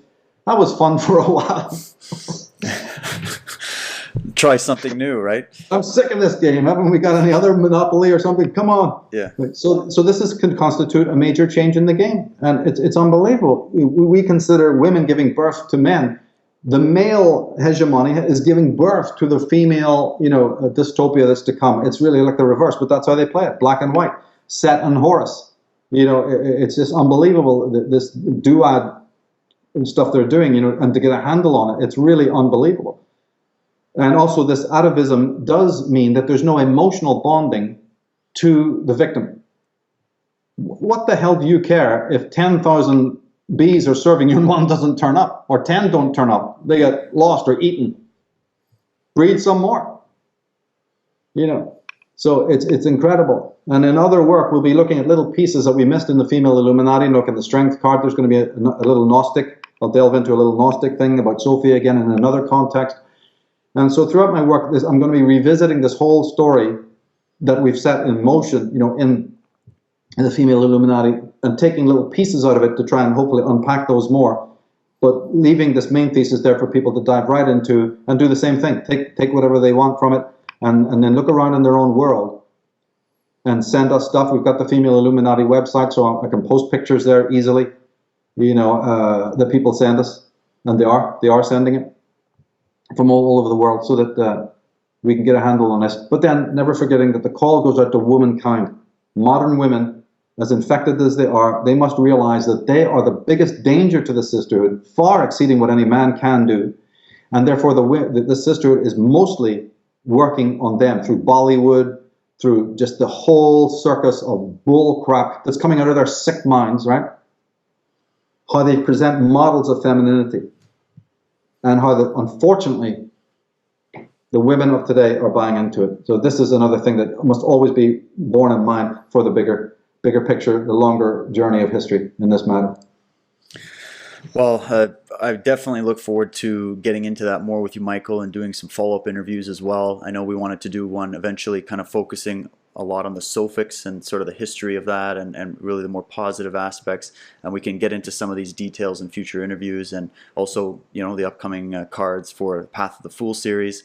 And for those that are watching, definitely check out the Female Illuminati. You can get it at modernknowledge.ca, or it's also up on michaeltsarion.com, and femaleilluminati.com for a lot of the footnotes and doing some more of the background research. And thanks again, Michael, for your time, for your passion, and for the work that you do. Well, thanks for helping. It's lovely to collaborate. You know, the research aspect can be done in the dark, but when we move to the platform to get it out, it needs to be done by competent people who are passionate about the information and knowledgeable, not just, you know, reading labels or half interested, you know, or incompetent in other ways. So it's been great working with you and Chris, you know, on this. It's a great collaboration, and it helps me in real time. Because remember, I'm also learning. I'm not a know-it-all. I'm not an expert. I'm learning, and as I'm going, and the art of it is turning what you've learned quickly into real time, so the rest of the world get it without these endless delays that I've had to, you know, suffer down through the 80s and 90s, where even 10 years have gone by before a project can be brought to light. Now we're doing it pretty much in real time, and that is, to me, fantastic. You know, including these interviews as well. So thanks for participating in that. And yeah, we'll do it again. Awesome. Well, it's an honor, and any way we can help, we're here to do it. As well, the people that are listening, you're the ones that funded this ship for us. You know, the fact that you supported this work was a monumental task. A lot of passion, time, energy, and money went into producing it. And so the support of those that are out there, it's absolutely crucial so that we can keep getting this information out. We can do it in a fashion that is going to do it justice. That's really what our goal is. So I'd like to thank those that have tuned in and purchased and supported the work of Modern Knowledge, Michael's work, the Female Illuminati. Without you guys, it couldn't be done. Same here. Thanks to all the patrons and the believers, many of them working with me for years on that, financially to produce and get this out to the world. It's not just a solo effort, you know, it's a collective effort, and still will be down through the line. So again, thanks to all those people for doing that, and for ones coming on board in the future as well.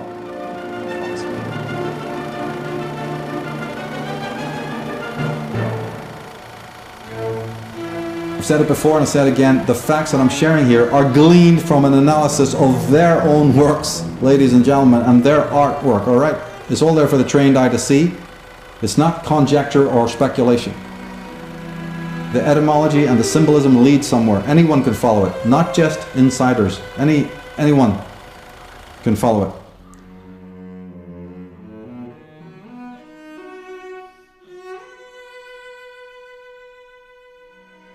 You're spiritually dead is what's happened. You're spiritually lost. Take a look around. Which is, by the way, how they want you.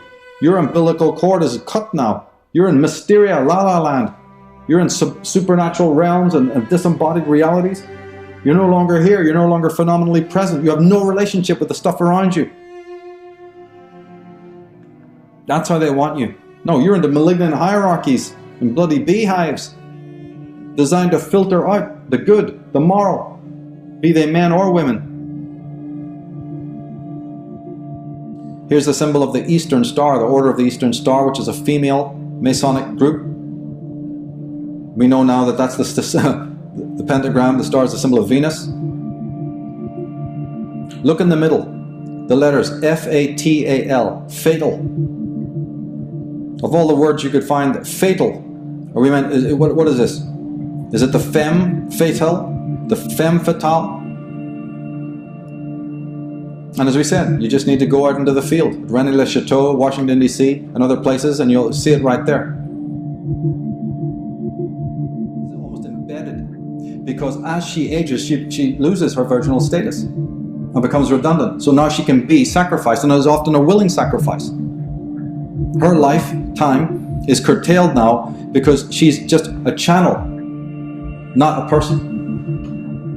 And she has to be replaced with a new version of one that's coming up, who's going to be a better channel, isn't it? That's the point.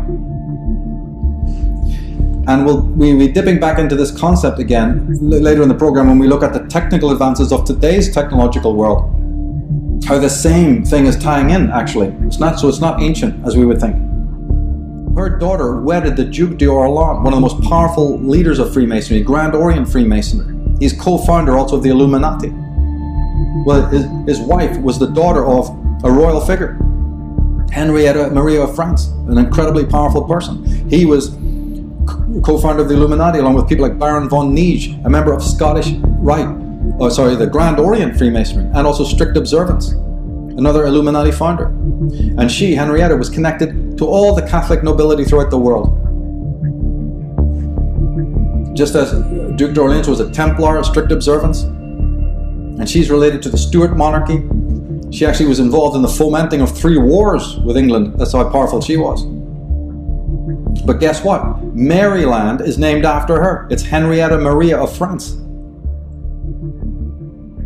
And right beside that, Virginia, Francis Bacon, named that after the psychopathic Queen Elizabeth I. One is Catholic on the surface, the other is Protestant on the surface. What's going on here? Well, behind the lodge door, those things mean nothing. These allegiances, they have allegiances that transcend all of that stuff, those lower level rivalries.